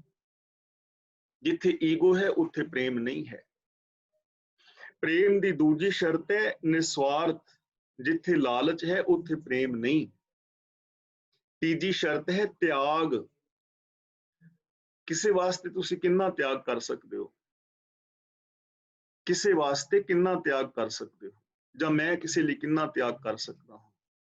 ਇਹਦੇ ਤੇ ਡਿਪੈਂਡ ਕਰੇਗਾ ਨਾ। ਗੁਰੂ ਜੀ ਪਿਆਰ ਕਰਦੇ ਨੇ ਸਿੱਖ ਨਾਲ, ਸਤਿਗੁਰ ਸਿੱਖ ਕੋ ਜੀ ਨਾਲ ਸਮਾਰੈ, ਤੇ ਫਿਰ ਤਿਆਗ ਇੰਨਾ ਕਰਦੇ ਨੇ, ਆਪਣੀ ਮਾਤਾ ਵੀ, ਪਿਤਾ ਵੀ, ਬੱਚੇ ਵੀ, ਆਪਣਾ ਆਪਾ ਵੀ ਕੁਰਬਾਨ ਕਰ ਦਿੱਤਾ। ਪਿਆਰ ਹੈ ਨਾ ਸਿੱਖੀ ਦਾ, ਸਿੱਖੀ ਦੇ ਨਾਲ। ਤੇ ਆਪਣੇ ਬੱਚੇ ਦਾ ਕਲੇਜਾ ਵੀ ਮੂੰਹ ਚ ਪਵਾ ਕੇ ਤੇਰਾ ਕੀਆ ਮਿੱਠਾ ਲਾਗੇ, ਤਿਆਗ। ਤੇ ਚੌਥੀ ਪ੍ਰੇਮ ਦੀ ਸ਼ਰਤ ਹੈ ਪਾਰਦਰਸ਼ੀ ਮਿਲਵਰਤਨ। ਪਾਰਦਰਸ਼ੀ ਦਾ ਮਤਲਬ ਸ਼ੀਸ਼ੇ ਦੀ ਤਰ੍ਹਾਂ ਆਰ ਪਾਰ। ਜਿਵੇਂ ਸ਼ੀਸ਼ੇ ਚੋਂ ਦੂਜੇ ਪਾਸੇ ਦਿਸਦਾ ਨਾ ਪਾਰ, ਐਵੇਂ ਕੁਛ ਲੁਕਾ ਛਿਪਾ ਨਾ ਹੋਵੇ। ਪ੍ਰੇਮ ਵਾਲੇ ਮਨੁੱਖ ਦੀ ਕਿਤਾਬ ਜਿਹੜੀ ਹੈ ਜੀਵਨ ਦੀ, ਉਹ ਖੁੱਲੀ ਕਿਤਾਬ ਹੈ। ਉਹਦਾ ਕੋਈ ਵੀ ਪੰਨਾ ਪੜੋ, ਖੁੱਲੀ ਕਿਤਾਬ ਹੈ। ਲੇਕਿਨ ਅਸੀਂ ਤੇ ਨਿੱਕੀਆਂ ਨਿੱਕੀਆਂ ਗੱਲਾਂ ਆਪਣੀਆਂ ਛੁਪਾਉਂਦੇ ਹਾਂ, ਆਪਣੇ ਪਿਆਰਿਆਂ ਤੋਂ ਛੁਪਾਉਂਦੇ ਹਾਂ। ਪਤੀ ਪਤਨੀ ਇੱਕ ਦੂਜੇ ਤੋਂ ਛੁਪਾ ਰਹੇ ਨੇ, ਬੱਚੇ ਛੁਪਾ ਰਹੇ ਨੇ। ਮਾਂ ਕਹਿ ਰਹੀ ਹੈ ਪੁੱਤਰ ਆਪਣੇ ਪਿਓ ਨੂੰ ਆ ਗੱਲ ਨਾ ਦੱਸੀ। ਬੱਚਾ ਕਹਿ ਰਿਹਾ ਹੈ ਮਾਂ ਨੂੰ ਮੰਮੀ ਪਾਪਾ ਨੂੰ ਨਾ ਦੱਸੀ, ਤੇ ਪਾਪਾ ਕਹਿ ਰਿਹਾ ਹੈ ਬੇਟਾ ਮੰਮੀ ਨੂੰ ਨਾ ਦੱਸੀ, ਨਹੀਂ ਤੇ ਸਿਆਪਾ ਪੈ ਜਾਣਾ। ਤੇ ਜਿੱਥੇ ਸਿਆਪੇ ਨਿੱਕੀ ਨਿੱਕੀ ਗੱਲ ਤੋਂ ਪੈਂਦੇ ਹੁਣ, ਉੱਥੇ ਪ੍ਰੇਮ ਕਿੱਥੇ? ਪਾਰਦਰਸ਼ੀ ਮਿਲਵਰਤਨ, ਜਿੱਥੇ ਚਾਰ ਚੀਜ਼ਾਂ ਪੈਦਾ ਹੁੰਦੀਆਂ ਨੇ ਉੱਥੇ ਪ੍ਰੇਮ ਹੁੰਦਾ ਹੈ। ਤੇ ਜੇ ਇਹ ਪ੍ਰੇਮ ਕਿਸੇ ਦੀ ਜ਼ਿੰਦਗੀ 'ਚ ਪੈਦਾ ਹੋ ਜਾਏ, ਉਹ ਬੰਦਾ ਰੱਬ ਵਰਗਾ ਹੋ ਜਾਂਦਾ। ਲਵ ਇਜ਼ ਗੋਡ, ਰੱਬ ਪ੍ਰੇਮ ਹੈ, ਪ੍ਰੇਮ ਸਰੂਪ ਹੈ। ਰੱਬ ਦੀ ਬੋਲੀ ਪ੍ਰੇਮ ਹੈ, ਭਾਖਿਆ ਭਾਉ ਅਪਾਰ। ਰੱਬ ਦੀ ਖੁਰਾਕ ਪ੍ਰੇਮ ਹੈ, ਗੋਬਿੰਦ ਭਾਉ ਭਗਤ ਦਾ ਭੁੱਖਾ। ਰੱਬ ਪ੍ਰੇਮ ਰਾਹੀਂ ਪਾਇਆ ਜਾਂਦਾ ਹੈ। ਇਸ ਲਈ ਪ੍ਰੇਮ ਜ਼ਿੰਦਗੀ ਵਿੱਚ ਚਾਹੀਦਾ ਨਾ। ਤੇ ਜੇ ਜ਼ਿੰਦਗੀ ਵਿੱਚ ਪ੍ਰੇਮ ਹੈ ਹੀ ਨਹੀਂ ਤੇ ਬੰਦਾ ਖੁਸ਼ੀ ਭਾਲੇ, ਤਾਂ ਦੱਸੋ ਵੀ ਖੁਸ਼ੀ ਹੋ ਸਕਦੀ ਹੈ? ਸਿਰ ਹਿਲਾ ਕੇ ਜਵਾਬ ਦੇ ਦਿਓ। ਕਿਉਂ ਭੈਣੋ ਵੀਰੋ, ਹੋ ਸਕਦੀ ਹੈ? ਨਹੀਂ ਨਾ। ਹੁਣ ਸਾਡੀ ਸਮਝ ਚ ਆ ਰਹੇ ਨੇ ਨਾ ਰੀਜ਼ਨ। ਅਸੀਂ ਜਪਜੀ ਸਾਹਿਬ ਰੋਜ਼ ਪੜ੍ਹ ਰਹੇ ਹਾਂ। ਹੁਣ ਅਸੀਂ ਇੱਕ ਦੂਜੇ ਨਾਲ ਐਸਾ ਪ੍ਰੇਮ ਨਾ ਕਰ ਸਕੀਏ ਤਾਂ ਕੋਈ ਗੱਲ ਨਹੀਂ। ਕੋਈ ਹੋ ਸਕਦਾ ਅਸੀਂ ਇੱਕ ਦੂਜੇ ਨੂੰ ਇਮੋਸ਼ਨਲ ਬਲੈਕਮੇਲ ਕਰ ਲਈਏ, ਪਰ ਆਪਣੇ ਬੱਚਿਆਂ ਨਾਲ, ਆਪਣੇ ਮਾਂ-ਬਾਪ ਨਾਲ, ਪਤੀ ਪਤਨੀ ਨਾਲ, ਭੈਣਾਂ ਭਰਾਵਾਂ ਨਾਲ ਇਹ ਪ੍ਰੇਮ ਕਰਨ ਦੀ ਕੀ ਪ੍ਰੋਬਲਮ ਹੈ? ਨਹੀਂ ਨਾ ਹੈ।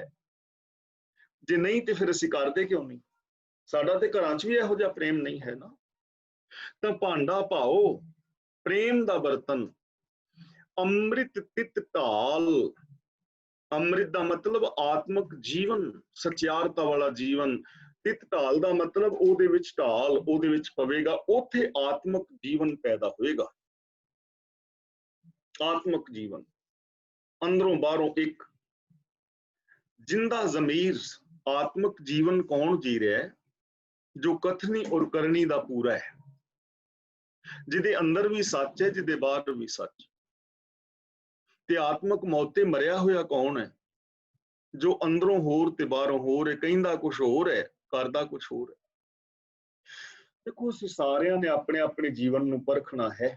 ਮੈਂ ਆਪਣੇ ਨੂੰ, ਤੁਸੀਂ ਆਪਣੇ ਨੂੰ, ਕਿਉਂਕਿ ਅਸੀਂ ਇੱਕ ਦੂਜੇ ਦੇ ਜੀਵਨ ਬਾਰੇ ਨਹੀਂ ਨਾ ਜਾਣਦੇ, ਮੈਂਟੈਲਿਟੀ ਬਾਰੇ ਨਹੀਂ ਜਾਣਦੇ। ਸੋਚ ਮੇਰੀ ਕੀ ਹੈ, ਤੁਸੀਂ ਉਹਦੇ ਬਾਰੇ ਨਹੀਂ ਜਾਣਦੇ। ਤੁਹਾਡੀ ਸੋਚ ਕੀ ਹੈ, ਮੈਂ ਨਹੀਂ ਜਾਣਦਾ।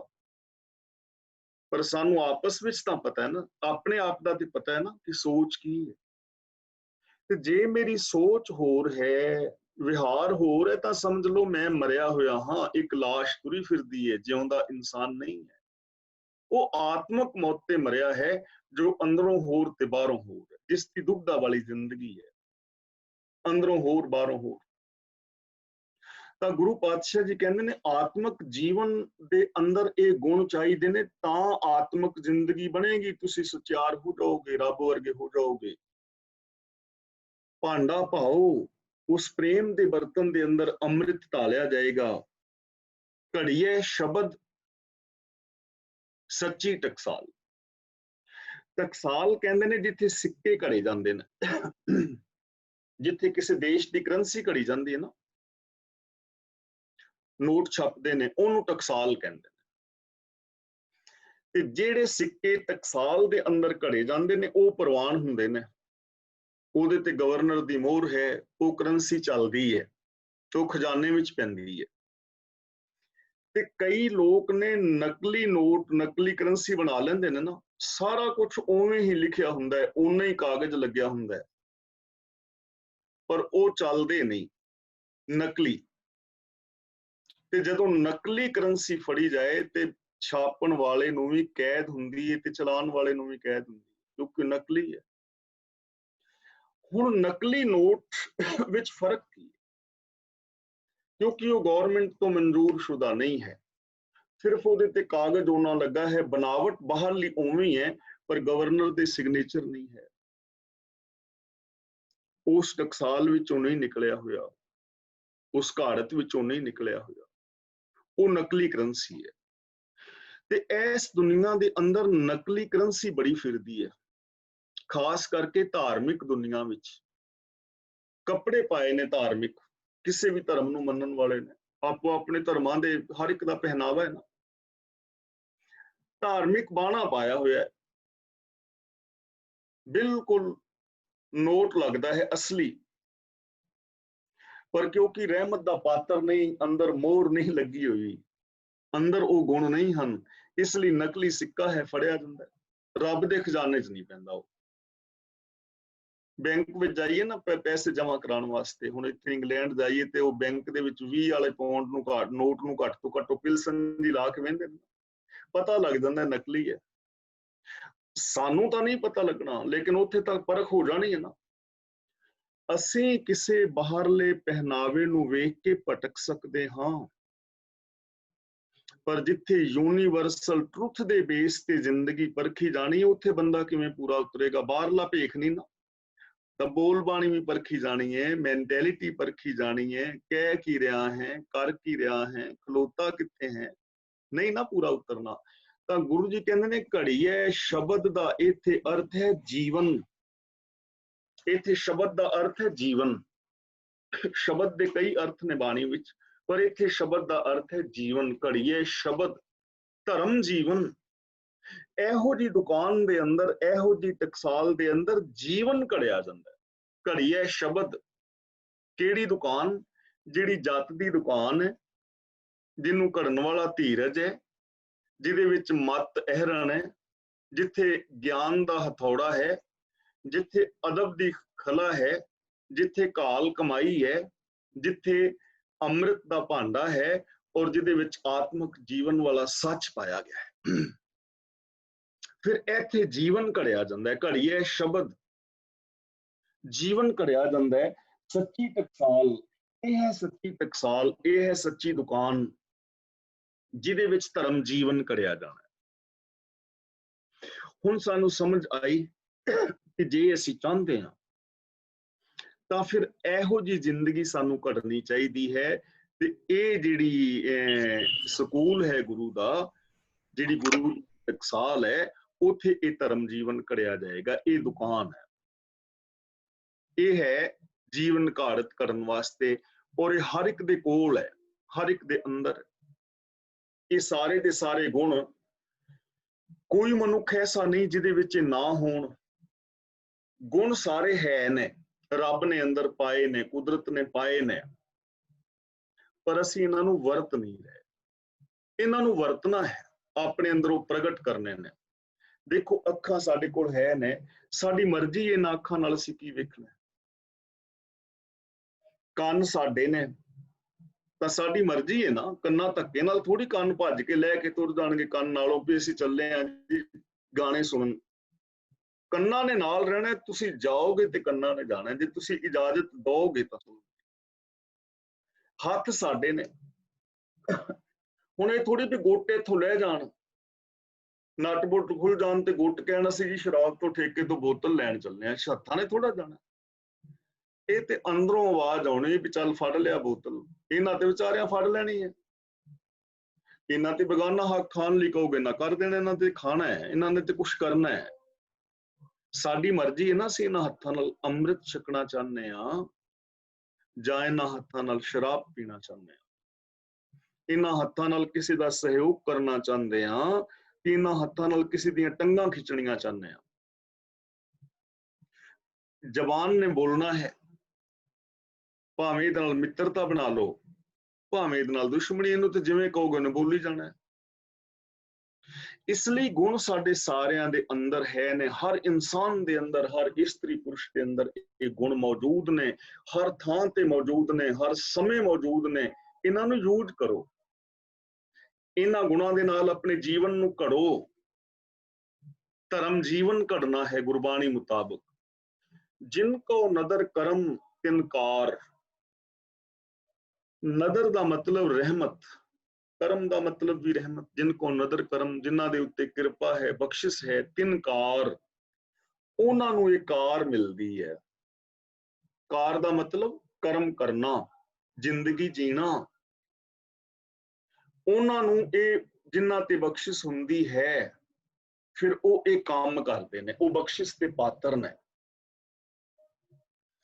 ਹੁਣ ਇੱਕ ਸਾਨੂੰ ਇੱਥੇ ਕਨਫਿਊਜ਼ਨ ਹੋ ਜਾਂਦੀ ਹੈ, ਔਰ ਉਹ ਕਨਫਿਊਜ਼ਨ ਹੈ ਤਾਂ ਕਿਉਂਕਿ ਸਾਡੇ ਵਿਚਾਰਨ ਦਾ ਢੰਗ ਵੱਖਰਾ ਹੈ, ਸਾਡੇ ਪ੍ਰਚਾਰ ਦਾ ਢੰਗ ਵੱਖਰਾ ਹੈ, ਜਿਸ ਕਰਕੇ ਅਸੀਂ ਫਿਰ ਦੋਸ਼ ਮੁਕਤ ਹੋ ਜਾਂਦੇ ਹਾਂ।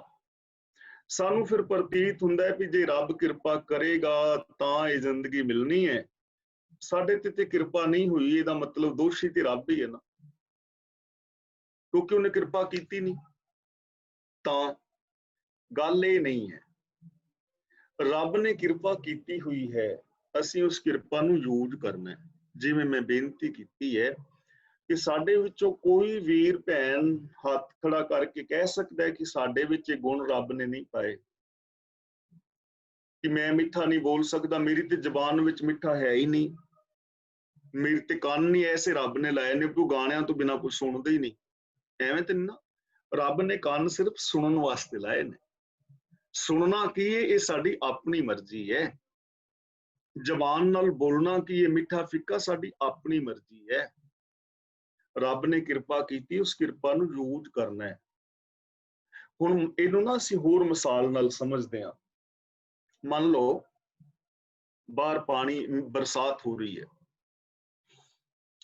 ਤੇ ਭਾਂਡੇ ਪਏ ਨੇ, ਲੋਕ ਭਰ ਰਹੇ ਨੇ ਭਾਂਡੇ, ਕੋਈ ਕੜਾਇਆ ਰੱਖਿਆ ਹੈ, ਕਿਸੇ ਨੇ ਟੱਬ ਰੱਖਿਆ ਹੈ, ਤੇ ਉਹਨਾਂ ਦੇ ਟੱਬ ਭਰੇ ਜਾ ਰਹੇ ਨੇ। ਤੇ ਇੱਕ ਬੰਦਾ ਕਹਿੰਦਾ ਵੀ ਇੰਨੀ ਬਰਸਾਤ ਪੈ ਰਹੀ ਹੈ, ਲੋਕ ਝੂਠ ਬੋਲਦੇ ਨੇ, ਕਿਤੇ ਨਹੀਂ ਟੱਬ ਟੁੱਬ ਭਰਦੇ, ਮੈਨੂੰ ਤੇ 2 ਘੰਟੇ ਹੋ ਗਏ ਨੇ, ਟੱਬ ਮੇਰੇ ਟੱਬ ਵਿੱਚ ਤੇ ਇੱਕ ਬੂੰਦ ਵੀ ਨਹੀਂ ਪਈ। ਤੇ ਦੂਜਾ ਕਹਿੰਦਾ ਯਾਰ ਮੈਂ ਤੇ ਆ ਭਰ ਕੇ ਲਿਆਇਆ। ਤੇ ਫਿਰ ਉਹ ਕਹਿੰਦਾ ਫਿਰ ਬਰਸਾਤ ਪਕਸ਼ਪਾਤੀ ਹੈ, ਪਕਸ਼ ਕਰ ਰਹੀ ਹੈ ਤੇਰੇ ਨਾਲ, ਤੇਰਾ ਟੱਬ ਭਰ ਦਿੱਤਾ, ਮੇਰਾ ਤੇ ਨਹੀਂ ਬਾਹਰ ਪਿਆ ਟੱਬ। ਤੇ ਜਦੋਂ ਜਾ ਕੇ ਵੇਖਦਾ ਉਹ ਕਹਿੰਦਾ ਵੀ ਟੱਬ ਤੇ ਤੂੰ ਮੂੰਹਤਾ ਮਾਰਿਆ। ਹੁਣ ਟੱਬ ਮੁੱਢਾ ਮਾਰੀ ਰੱਖੋ ਤੇ ਭਾਵੇਂ ਸਾਰੀ ਜ਼ਿੰਦਗੀ ਮਾਰੀ ਰੱਖੋ, ਉਹਨੂੰ ਭਰਨਾ ਥੋੜਾ। ਨਲਕਾ ਚੱਲ ਰਿਹਾ ਹੈ ਤੇ ਨਲਕੇ ਅੱਗੋਂ ਲੋਕੀ ਭਾਂਡੇ ਭਰ ਭਰ ਕੇ ਲਈ ਜਾ ਰਹੇ ਨੇ, ਤੇ ਇੱਕ ਬੰਦਾ ਟੂਟੀ ਅੱਗੇ ਜੱਗ ਪੁੱਠਾ ਧਰ ਕੇ ਬੈਠਾ ਰਹੇ, ਸਾਰੀ ਉਮਰ ਬੈਠਾ ਰਹੇ। ਭਾਂਡਾ ਤੇ ਸਿੱਧਾ ਕਰਨਾ ਸਾਡਾ ਫਰਜ਼ ਬਣਦਾ ਹੈ। ਕਿਰਪਾ ਅਸੀਂ ਲੈਣੀ ਹੈ। ਸਮੁੰਦਰ ਤੇ ਪਾਣੀ ਦਾ ਭਰਿਆ ਹੋਇਆ, ਕੋਈ ਜਾਏ ਉੱਥੋਂ ਚਮਚਾ ਭਰ ਲਿਆ, ਕੋਈ ਉੱਥੋਂ ਜਾਏ ਡਰਮ ਭਰ ਲਿਆ, ਕੋਈ ਖਾਲੀ ਜਾਏ ਖਾਲੀ ਚਲਾ ਜਾਏ। ਸਾਡੀ ਨਾ ਜਿੰਨਾ ਅਸੀਂ ਬਰਤਨ ਲੈ ਕੇ ਜਾਵਾਂਗੇ ਉਹਨਾਂ ਪਾਣੀ ਮਿਲਣਾ। ਸਾਡਾ ਵਿਸ਼ਵਾਸ ਕਿੰਨਾ ਹੈ, ਅਸੀਂ ਕਿੰਨਾ ਲੈਣਾ ਚਾਹੁੰਦੇ ਹਾਂ, ਕੀ ਲੈਣਾ ਚਾਹੁੰਦੇ ਹਾਂ। ਕਿਰਪਾ ਸਾਰਿਆਂ ਤੇ ਹੈ। ਅਸੀਂ ਬਾਣੀ ਸੁਣਦੇ ਹਾਂ ਨਾ, ਬੋਲੀਏ ਸੱਚ ਧਰਮ ਝੂਠ ਨਾ ਬੋਲੀਏ। ਇਹ ਪੰਕਤੀ ਸਾਰਿਆਂ ਨੂੰ ਸੁਣੀ ਨਾ ਤੁਹਾਨੂੰ, ਮੈਨੂੰ ਵੀ ਪਤਾ ਹੈ, ਕਿਉਂਕਿ ਮੈਂ ਬੋਲ ਰਿਹਾ, ਤੁਸੀਂ ਸੁਣ ਰਹੇ ਹੋ। ਤਾਂ ਗੁਰੂ ਨੇ ਕਿਰਪਾ ਸਾਡੇ ਸਾਰਿਆਂ ਤੇ ਕੀਤੀ ਨਾ, ਕਿ ਬੋਲੀਏ ਸੱਚ ਧਰਮ ਝੂਠ ਨਾ ਬੋਲੀਏ। ਗੁਰੂ ਨੇ ਕਿਰਪਾ ਕੀਤੀ ਨਾ। ਹੁਣ ਸਾਡੇ ਵਿੱਚੋਂ ਜਿਹੜੇ ਸੱਚ ਬੋਲਣਗੇ, ਉਹਨਾਂ ਨੇ ਕਿਰਪਾ ਲੈ ਲਈ ਵੀ ਸਤਿਗੁਰੂ ਅਸੀਂ ਸੱਚ ਬੋਲਾਂਗੇ। ਤੇ ਜੇ ਅਸੀਂ ਕਹਿ ਦਈਏ ਨਾ ਅਸੀਂ ਨਹੀਂ ਬੋਲਣਾ ਸੱਚ, ਸਾਨੂੰ ਇਹ ਕਿਰਪਾ ਚਾਹੀਦੀ ਨਹੀਂ, ਤੇ ਕਿਰਪਾ ਤੇ ਇਨਕਾਰ ਕਿਹਨੇ ਕੀਤਾ? ਅਸੀਂ ਕੀਤਾ ਨਾ। ਤਾਂ ਸਾਡੇ ਸਾਰਿਆਂ ਦੇ ਅੰਦਰ ਇਹ ਗੁਣ ਮੌਜੂਦ ਨੇ, ਇਹਨਾਂ ਨੂੰ ਵਰਤੋਂ ਵਿੱਚ ਲਿਆਉਣਾ ਇਹੀ ਕਿਰਪਾ ਹੈ। ਇਹ ਕਿਰਪਾ ਨੂੰ ਪਾਣਾ ਹੈ, ਅਸੀਂ ਪਾਣਾ ਹੈ, ਉਹਨੇ ਕਿਰਪਾ ਕੀਤੀ ਹੈ। ਤਾਂ ਗੁਰੂ ਜੀ ਕਹਿੰਦੇ ਨੇ ਜੋ ਕਿਰਪਾ ਦੇ ਪਾਤਰ ਬਣਦੇ ਨੇ ਉਹ ਇਹ ਕੰਮ ਕਰਦੇ ਨੇ। ਇਹ ਨਿਸ਼ਾਨੀ ਹੈ ਕਿਰਪਾ ਪਾਣ ਦੀ। ਤੇ ਫਿਰ ਉਹਨਾਂ ਨੂੰ ਮਿਲਦਾ ਕਿ ਇਹ ਨਾਨਕ ਨਦਰੀ ਨਦਰ ਨਿਹਾਲ। ਪਹਿਲੇ ਨਦਰੀ ਦਾ ਮਤਲਬ ਹੈ ਨਦਰ ਦਾ ਮਾਲਕ, ਤੇ ਦੂਜੇ ਨਦਰ ਦੇ ਰਾਰੇ ਨਾਲ ਸਿਹਾਰੀ ਹੈ। ਨਦਰ ਰਾਹੀਂ, ਕਿਰਪਾ ਰਾਹੀਂ। ਨਿਹਾਲ ਦਾ ਮਤਲਬ ਨਿਹਾਲ ਹੋ ਜਾਂਦਾ ਹੈ, ਆਨੰਦਿਤ ਹੋ ਜਾਂਦਾ ਹੈ। ਜਿਹੜਾ ਬੰਦਾ ਫਿਰ ਇਹ ਕਾਰ ਕਰਦਾ ਹੈ ਨਾ, ਕੰਮ ਕਰਦਾ ਹੈ, ਜਿਹੜਾ ਆਪਣੇ ਜੀਵਨ ਨੂੰ ਇਹਨਾਂ ਗੁਣਾਂ ਦੇ ਨਾਲ ਘੜ ਲੈਂਦਾ ਹੈ, ਉਹ ਫਿਰ ਮਾਲਕ ਦੀ ਰਹਿਮਤ ਦੇ ਨਾਲ ਨਿਹਾਲ ਨਿਹਾਲ ਹੋ ਜਾਂਦਾ ਹੈ, ਆਨੰਦਿਤ ਹੋ ਜਾਂਦਾ ਹੈ। ਉਹ ਫਿਰ ਸਚਿਆਰ ਬਣ ਜਾਂਦਾ ਹੈ। ਇਹ ਸਚਿਆਰ ਹੋਣ ਵਾਸਤੇ ਗੁਣ ਨੇ, ਇਹ ਨਿਹਾਲ ਹੋਣ ਵਾਸਤੇ, ਕਿਰਪਾ ਪਾਉਣ ਵਾਸਤੇ ਗੁਣ ਨੇ। ਇਹਨਾਂ ਗੁਣਾਂ ਨੂੰ ਯੂਜ਼ ਕਰਨਾ ਹੀ ਰੱਬ ਦੀ ਕਿਰਪਾ ਨੂੰ ਪਾਣਾ ਹੈ। ਰੱਬ ਨੇ ਕੋਈ ਵੱਖਰੀ ਕਿਰਪਾ ਨਹੀਂ ਕਰਨੀ ਅਲੱਗ ਤੋਂ, ਉਹਨੇ ਕਿਰਪਾ ਕੀਤੀ ਹੋਈ ਹੈ, ਉਸ ਕਿਰਪਾ ਨੂੰ ਪਾਣਾ ਹੈ, ਉਸ ਕਿਰਪਾ ਨੂੰ ਵਰਤੋਂ ਵਿੱਚ ਲਿਆਉਣਾ ਹੈ। ਕਿੰਨਾ ਰਹਿਮਤ ਦਾ ਭੰਡਾਰ ਰੱਬ ਨੇ ਬਰਸਾਇਆ ਹੋਇਆ ਹੈ। ਹਰ ਇਨਸਾਨ ਦੇ ਉੱਤੇ ਕਿਰਪਾ ਕੀਤੀ ਹੈ, ਸੋਚ ਦਿੱਤੀ ਹੈ, ਸਰੀਰ ਦਿੱਤਾ ਹੈ, ਧਰਤੀ, ਖੰਡ, ਮੰਡਲ, ਬ੍ਰਹਿਮੰਡ, ਅਨੰਤ, ਆਕਾਸ਼, ਗੰਗਾਵਾਂ, ਅਨੇਕਾਂ ਕਿਸਮ ਦੇ ਫੁੱਲ, ਫਲ, ਅਨਾਜ, ਕਿੰਨਾ ਕੁਛ ਪੈਦਾ ਕੀਤਾ ਹੋਇਆ। ਸਾਰੀ ਕਿਰਪਾ ਹੀ ਤੇ ਹੈ, ਏਡੀ ਵੱਡੀ ਕਿਰਪਾ। ਰੱਬ ਨੇ ਇੰਨੀ ਕਿਰਪਾ ਕੀਤੀ, ਚੰਦਰਮਾ ਦਿੱਤਾ, ਸੂਰਜ ਦਿੱਤਾ, ਤਾਰੇ ਦਿੱਤੇ, ਆਕਾਸ਼ ਗੰਗਾਵਾਂ ਦਿੱਤੀਆਂ, ਅਨੇਕਾਂ ਫਲ ਦਿੱਤੇ, ਅਨੇਕਾਂ ਫੁੱਲ ਦਿੱਤੇ, ਮਾਂ-ਬਾਪ ਦਿੱਤਾ, ਸਾਨੂੰ ਜਨਮ ਦਿੱਤਾ, ਸਾਨੂੰ ਦਿਮਾਗ ਦਿੱਤਾ, ਅੱਖਾਂ ਦਿੱਤੀਆਂ, ਇੰਨਾ ਕੁਛ ਦਿੱਤਾ ਨਾ। ਹੁਣ ਅਗਲੀ ਕਿਰਪਾ ਆਪਣੇ ਤੇ ਆਪ ਕਰਨੀ ਹੈ ਵੀ ਸੱਚ ਬੋਲਣਾ ਹੈ, ਇਹਨਾਂ ਗੁਣਾਂ ਦੇ ਧਾਰਨੀ ਹੋਣਾ ਹੈ, ਇਹਨਾਂ ਗੁਣਾਂ ਨੂੰ ਵਰਤਣਾ ਹੈ। ਇਹ ਸਾਰੇ ਗੁਣ ਸਾਡੇ ਅੰਦਰ ਨੇ। ਫਿਰ ਕੀ ਹੋਏਗਾ? ਅਸੀਂ ਖੁਸ਼ ਹੋ ਜਾਵਾਂਗੇ। ਨਿਹਾਲ ਦਾ ਮਤਲਬ ਮਨ ਬਚਨ ਕਰਕੇ ਆਨੰਦ ਬਣਦਾ। ਮਨ ਬਚਨ ਕਰਮ ਕਰਕੇ ਖੁਸ਼ੀਆਂ ਜ਼ਿੰਦਗੀ ਵਿੱਚ ਆ ਜਾਣਗੀਆਂ। ਨਿਹਾਲ ਹੋ ਜਾਓਗੇ, ਸਚਿਆਰ ਹੋ ਜਾਓਗੇ, ਰੱਬ ਦੇ ਅੰਦਰ ਸਮਾ ਕੇ ਰੱਬ ਦਾ ਰੂਪ ਹੋ ਜਾਓਗੇ। ਅੱਜ ਦੀ ਵਿਚਾਰ ਮੈਂ ਇੱਥੇ ਹੀ ਸਮਾਪਤ ਕਰਦਾ ਹਾਂ। ਬੋਲਦੇ ਹਾਂ ਬਹੁਤ ਸਾਰੀਆਂ ਗਲਤੀਆਂ ਭੁੱਲਾਂ ਹੋ ਗਈਆਂ ਹੋਣਗੀਆਂ, ਉਹਨਾਂ ਦੀ ਆਪ ਖਿਮਾ ਬਖਸ਼ਿਸ਼ ਕਰੋਗੇ। ਔਰ ਅੱਜ ਦੀ ਜੋ ਵਿਚਾਰ ਸੀ ਇਹਦੇ ਬਾਰੇ ਆਪ ਵੀਰਾਂ ਭੈਣਾਂ ਨੇ ਕੋਈ ਸਵਾਲ ਪੁੱਛਣਾ ਹੋਏ, ਕੋਈ ਸਮਝ ਵਿੱਚ ਨਾ ਆਇਆ ਹੋਏ ਤੇ ਉਹ ਪੁੱਛ ਸਕਦੇ ਹੋ, ਔਰ ਆਪਣੇ ਵਿਊਜ਼ ਜਿਹੜੇ ਨੇ ਉਹ ਦੇਣੇ ਚਾਹੋ ਤੇ ਉਹ ਦੇ ਸਕਦੇ ਹੋ। ਕੱਲ ਨੂੰ ਅਸੀਂ ਜਪਜੀ ਸਾਹਿਬ ਜੀ ਦੇ ਅਖੀਰਲੇ ਸ਼ਲੋਕ ਦੀ ਵਿਚਾਰ ਕਰਾਂਗੇ। ਉਹਦੇ ਤੇ ਸਾਡਾ ਬਹੁਤ ਜ਼ਿਆਦਾ ਟਾਈਮ ਨਹੀਂ ਲੱਗਣਾ, ਥੋੜਾ ਟਾਈਮ ਲੱਗੇਗਾ। ਤੇ ਕੱਲ ਨੂੰ ਤੁਸੀਂ ਸਾਰੇ ਵੀਰਾਂ ਭੈਣਾਂ ਨੇ ਖਾਸ ਤਿਆਰੀ ਕਰਕੇ ਆਉਣੀ ਹੈ, ਕਿਉਂਕਿ ਸਾਨੂੰ ਕਰੀਬ ਮਹੀਨੇ ਤੋਂ ਉੱਤੇ ਹੋ ਗਿਆ ਜਪਜੀ ਸਾਹਿਬ ਜੀ ਦੀ ਵਿਚਾਰ ਕਰਦੇ ਹਾਂ। ਇਹਦੇ ਵਿੱਚ ਆਪ ਨੂੰ ਕੀ ਨਵਾਂ ਮਿਲਿਆ ਇਹ ਨੋਟ ਕਰ ਲਓ। ਤੁਸੀਂ ਕੱਲ ਨੂੰ ਦੱਸਣਾ ਹੈ ਇਕੱਲੇ ਇਕੱਲੇ ਵੀਰ ਭੈਣ ਨੇ ਕੀ ਨਵਾਂ ਮਿਲਿਆ, ਕਿਹੜੀ ਪੌੜੀ ਦੇ ਵਿੱਚੋਂ ਸਾਨੂੰ ਕਿਹੜੀ ਕਿਹੜੀ ਸਿੱਖਿਆ ਮਿਲਦੀ ਹੈ। ਪੁਆਇੰਟ ਨੋਟ ਕਰਕੇ ਲਿਆਉਣੇ ਨੇ, ਲੰਬਾ ਲੈਕਚਰ ਨਹੀਂ ਦੇਣਾ, ਜਿਸ ਕਰਕੇ ਸਾਰਿਆਂ ਵੀਰਾਂ ਭੈਣਾਂ ਦੀ ਵਾਰੀ ਆਏ। ਕਿਹੜੀ ਪੌੜੀ ਦੇ ਵਿੱਚੋਂ ਸਾਨੂੰ ਕੀ ਕੀ ਮਿਲਿਆ, ਜਪਜੀ ਸਾਹਿਬ ਜੀ ਦਾ ਜਾਂ ਗੁਰੂ ਨਾਨਕ ਪਾਤਸ਼ਾਹ ਜੀ ਦਾ ਮੇਨ ਮਕਸਦ ਕੀ ਹੈ ਸੰਸਾਰ ਦੇ ਮਨੁੱਖ ਵਾਸਤੇ? ਜਿਵੇਂ ਸਚਿਆਰ ਹੋਣ ਦੀ ਗੱਲ ਹੈ, ਸਚਿਆਰ ਹੋਣ ਵਾਸਤੇ ਸਾਨੂੰ ਕੀ ਚਾਹੀਦਾ ਹੈ? ਕਿਹੜੀ ਕਿਹੜੀ ਪੌੜੀ ਦੇ ਅੰਦਰ ਸਚਿਆਰਤਾ ਵਾਸਤੇ ਕਿਹੜੇ ਕਿਹੜੇ ਗੁਣ ਗੁਰੂ ਪਾਤਸ਼ਾਹ ਨੇ ਦੱਸੇ ਸਾਨੂੰ ਸਮਝ ਜਿਹੜੇ ਆਏ, ਇਹ ਅਸੀਂ ਸਾਰੇ ਵੀਰਾਂ ਭੈਣਾਂ ਨੇ ਦੱਸਣਾ, ਮੈਂ ਵੀ ਤੁਸੀਂ ਵੀ। ਉਹਦੇ ਨਾਲ ਕੀ ਹੋਏਗਾ? ਇੱਕ ਤੇ ਸਾਨੂੰ ਬੋਲਣ ਦੀ ਪ੍ਰੈਕਟਿਸ ਹੋਏਗੀ, ਦੂਜੇ ਨੰਬਰ ਤੇ ਸਾਡੇ ਗਿਆਨ ਦੇ ਅੰਦਰ ਵਾਧਾ ਹੋਏਗਾ, ਤੀਜੇ ਨੰਬਰ ਤੇ ਜੋ ਸਿੱਖਿਆ ਹੈ ਉਹਨੂੰ ਜੀਵਨ ਦੇ ਵਿੱਚ ਲਾਗੂ ਕਰਨ ਵਿੱਚ ਸਾਨੂੰ ਸਹਿਯੋਗ ਮਿਲੇਗਾ, ਚੌਥੇ ਨੰਬਰ ਤੇ ਜੋ ਅਸੀਂ ਬੋਲਾਂਗੇ ਉਹ ਅਸੀਂ ਆਪਣੇ ਬੱਚਿਆਂ ਨੂੰ ਜਾਂ ਵੀਰਾਂ ਭੈਣਾਂ ਨੂੰ ਜਾਂ ਜਿੱਥੇ ਅਸੀਂ ਜੌਬ ਕਰਦੇ ਹਾਂ ਉੱਥੇ ਵੀ ਅਸੀਂ ਦੱਸ ਸਕਾਂਗੇ। ਔਰ ਗੁਰੂ ਸਾਹਿਬ ਜੀ ਨੇ ਸਾਡੀ ਡਿਊਟੀ ਲਾਈ ਹੈ, ਜਨ ਨਾਨਕ ਧੂੜ ਮੰਗੇ ਤਿਸ ਗੁਰਸਿੱਖੀ ਜੋ ਆਪ ਜਪੈ ਅਵਰੇ ਨਾਮ ਜਪਾਵੇ। ਗੁਰੂ ਦੀ ਪਾਵਨ ਬਾਣੀ ਨੂੰ ਸਮਝ ਕੇ ਅੱਗੇ ਵੀ ਅਸੀਂ ਪ੍ਰਚਾਰਨਾ ਔਰ ਪ੍ਰਸਾਰਨਾ ਹੈ। ਇਹ ਸਾਰੀਆਂ ਵਿਚਾਰਾਂ ਕੱਲ ਨੂੰ ਅਸੀਂ ਕਰਨ ਦੀ ਟਰਾਈ ਕਰਾਂਗੇ ਔਰ ਅੱਗੇ ਅਸੀਂ ਇਸ ਕਲਾਸ ਨੂੰ ਚਾਲੂ ਰੱਖਣਾ ਹੈ ਜਾਂ ਕੀ ਕਰਨਾ ਹੈ, ਕਿਹੜੀ ਬਾਣੀ ਵਿਚਾਰਨੀ ਹੈ, ਉਹ ਵੀ ਵਿਚਾਰ ਆਪ ਕੱਲ ਨੂੰ 2 ਤੋਂ ਲੈ ਕੇ 2:15 ਤੱਕ 10-15 ਮਿੰਟਾਂ ਵਿੱਚ ਆਪ ਬਣਾ ਲਓਗੇ, ਜਾਂ ਵੀਰ ਜੀ ਤਰਲੋਚਨ ਸਿੰਘ ਜੀ ਨੇ ਜਾਂ ਹੋਰ ਵੀਰ ਤੁਸੀਂ ਸਾਰੇ ਕਲਾਸ ਦੇ ਮੈਂਬਰ ਜਿਸ ਤਰ੍ਹਾਂ ਵੀ ਆਪ ਸੋਚੋਗੇ ਉਸ ਤਰ੍ਹਾਂ ਆਪਾਂ ਕਰ ਲਵਾਂਗੇ। ਤਾਂ ਹੁਣ ਮੈਂ ਇੱਥੇ ਹੀ ਸਮਾਪਤੀ ਕਰਦਾ।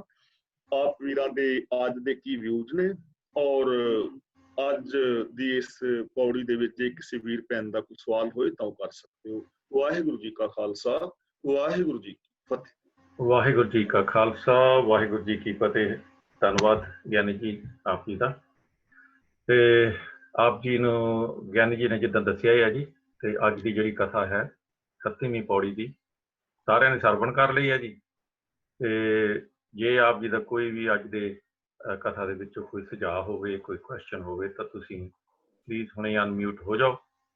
ਤੇ ਨਾਲੇ ਨਾਲ ਗਿਆਨੀ ਜੀ ਨੇ ਕੱਲ ਨੂੰ ਜਿਹੜੀ ਸ਼ਲੋਕ ਦੀ ਕਥਾ ਕਰਨੀ ਹੈ ਉਹਦੇ ਵਿੱਚ ਇੰਨਾ ਟਾਈਮ ਨਹੀਂ ਲੱਗਣਾ, ਪਰ ਫਿਰ ਵੀ ਜਿੰਨਾ ਟਾਈਮ ਵੀ ਲੱਗੇਗਾ ਉਹਦੇ ਬਾਅਦ ਦੇ ਵਿੱਚ ਜਿੱਦਾਂ ਗਿਆਨੀ ਜੀ ਨੇ ਕਿਹਾ ਕਿ ਤੁਸੀਂ ਵੀ ਆਪਣਾ ਹਿੱਸਾ ਦੇਣਾ ਹੈ, ਕਿਉਂਕਿ ਸਾਡੇ ਕੋਲ 29-30 ਦਿਨ ਹੋ ਗਏ ਕੰਟੀਨਿਊਸ ਕਥਾ ਕਰਦਿਆਂ ਨੂੰ।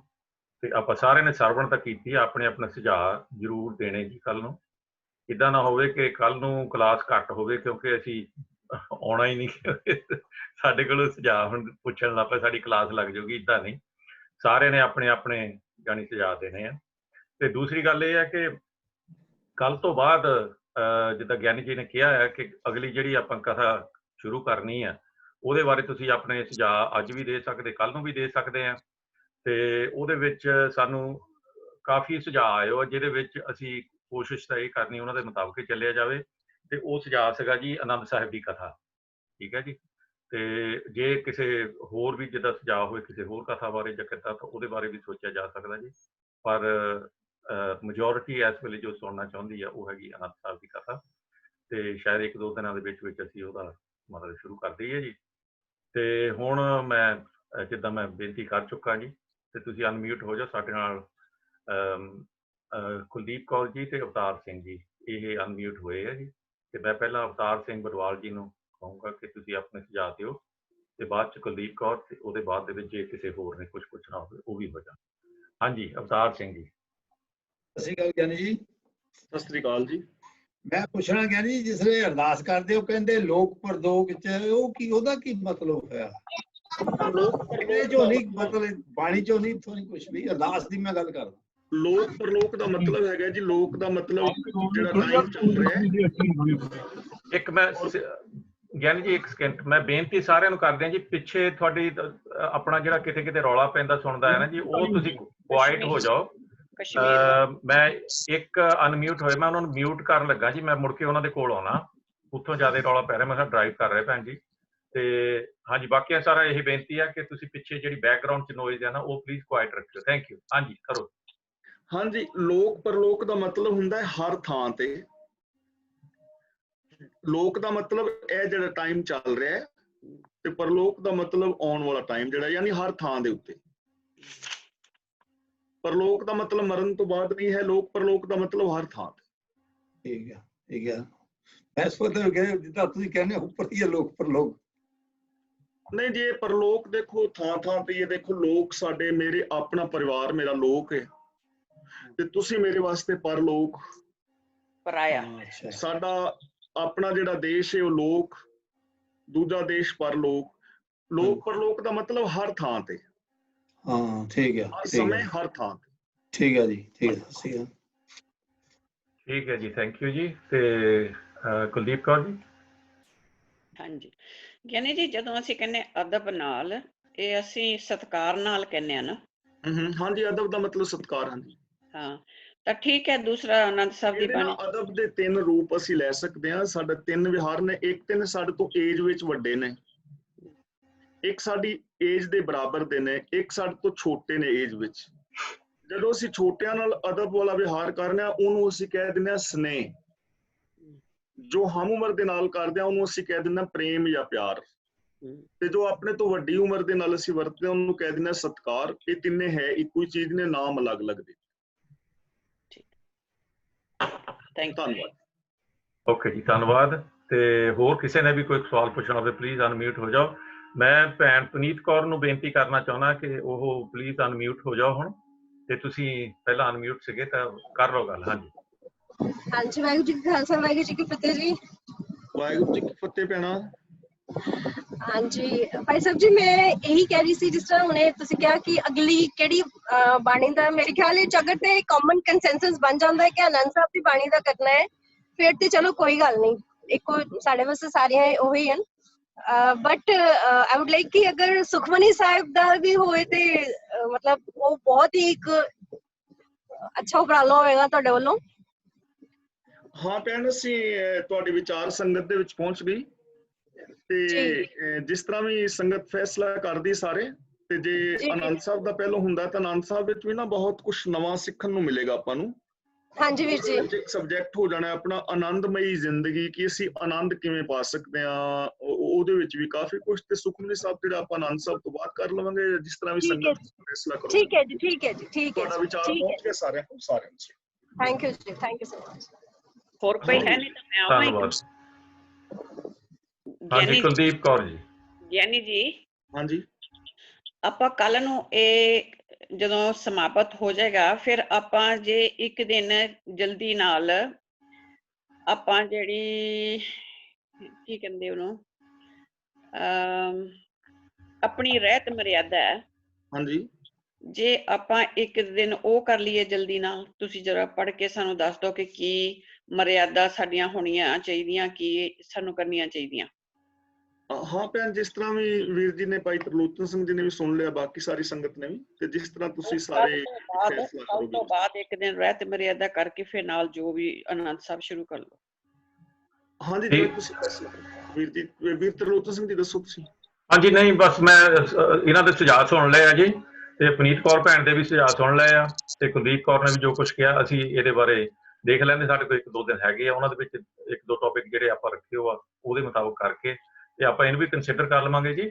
ਤੇ ਬਾਕੀ ਪੁਨੀਤ ਕੌਰ ਭੈਣ ਨੂੰ ਵੀ ਦੱਸ ਦਿੰਦੇ ਆ ਜੀ, ਜਿਹੜੀਆਂ ਇਹ ਦੋਏ ਬਾਣੀਆਂ ਹੈ ਜੀ, ਆਨੰਦ ਸਾਹਿਬ ਤੇ ਸੁਖਮਨੀ ਸਾਹਿਬ, ਸਾਰੀਆਂ ਬਾਣੀ ਤਾਂ ਸਾਰੀ ਇੰਪੋਰਟੈਂਟ ਹੈ ਜੀ, ਪਰ ਇਹ ਰੈਗੂਲਰ ਸਾਡੀ ਜ਼ਿੰਦਗੀ ਦੇ ਵਿੱਚ ਆਉਣ ਵਾਲੀਆਂ ਬਾਣੀਆਂ ਆ, ਤੇ ਉਹਨਾਂ ਦੇ ਬਾਰੇ ਸਾਰਿਆਂ ਨੂੰ ਪੂਰੀ ਤਰ੍ਹਾਂ ਜਾਣਕਾਰੀ ਹੋਣੀ ਚਾਹੀਦੀ ਹੈ। ਇਸੇ ਤਰ੍ਹਾਂ ਜਿੱਦਾਂ ਜਪਜੀ ਸਾਹਿਬ ਵੀ ਸੀਗੀ, ਤੇ ਆਪਣੇ ਆਸਾ ਕੀ ਵਾਰ ਜਿਹੜੀ ਸੀਗੀ, ਤਦੇ ਇਹ ਬਾਣੀਆਂ ਦਾ ਮਤਲਬ ਜਿੱਦਾਂ ਹੈਗੀਆਂ ਤਾਂ ਸਾਰੀਆਂ ਇੱਕੋ ਟਾਈਮ ਤੇ ਸਾਰੀਆਂ ਕਰ ਨਹੀਂ ਸਕਦੇ, ਪਰ ਵਾਰੀ ਸਹੀ। ਤੇ ਉਸੇ ਕਰਕੇ ਆਪਾਂ ਜਿੱਦਾਂ ਵੀ ਟਾਈਮ ਆਪਣਾ ਬੀਤਦਾ ਹੈ, ਉਹਦੇ ਮੁਤਾਬਕ ਅਸੀਂ ਕਰਾਂਗੇ। ਤੇ ਮੈਜੋਰਿਟੀ ਇਸ ਵੇਲੇ ਤਾਂ ਮੈਜੋਰਿਟੀ ਤਾਂ ਇਹ ਆ ਰਹੀ ਸੀਗੀ ਜੀ ਤੇ ਆਪਣੇ ਆਨੰਦ ਸਾਹਿਬ ਦਾ ਹੋਵੇ, ਪਰ 1-2 ਦਿਨ ਦੀ ਬ੍ਰੇਕ ਆਪਾਂ ਲੈ ਲਵਾਂਗੇ। ਉਹਦੇ ਵਿੱਚ 1-2 ਟੌਪਿਕ ਹੈਗੇ ਸਾਡੇ ਦਿਮਾਗ ਦੇ ਵਿੱਚ, ਉਹ ਕਰਕੇ ਤਾਂ ਫਿਰ ਆਪਾਂ ਜਿਹੜੀ ਅਗਲੀ ਕਥਾ ਹੈਗੀ ਉਹ ਸ਼ੁਰੂ ਕਰ ਦਿਆਂਗੇ। ਤੇ ਆਪਾਂ ਫਿਰ ਕੱਲ ਵੀ ਗੱਲ ਕਰ ਲਵਾਂਗੇ ਜੀ, ਜਦੋਂ ਕੱਲ ਨੂੰ ਵਾਪਸ ਆਵਾਂਗੇ ਤੇ ਉਹਦੇ ਬਾਰੇ ਆਪਾਂ ਗੱਲ ਕਰ ਲਵਾਂਗੇ। ਥੈਂਕ ਯੂ ਜੀ ਭੈਣ ਆਪਣੇ ਕੁਲਦੀਪ ਕੌਰ ਜੀ। ਤੇ ਅਰਵਿੰਦਰ ਸਿੰਘ ਜੀ।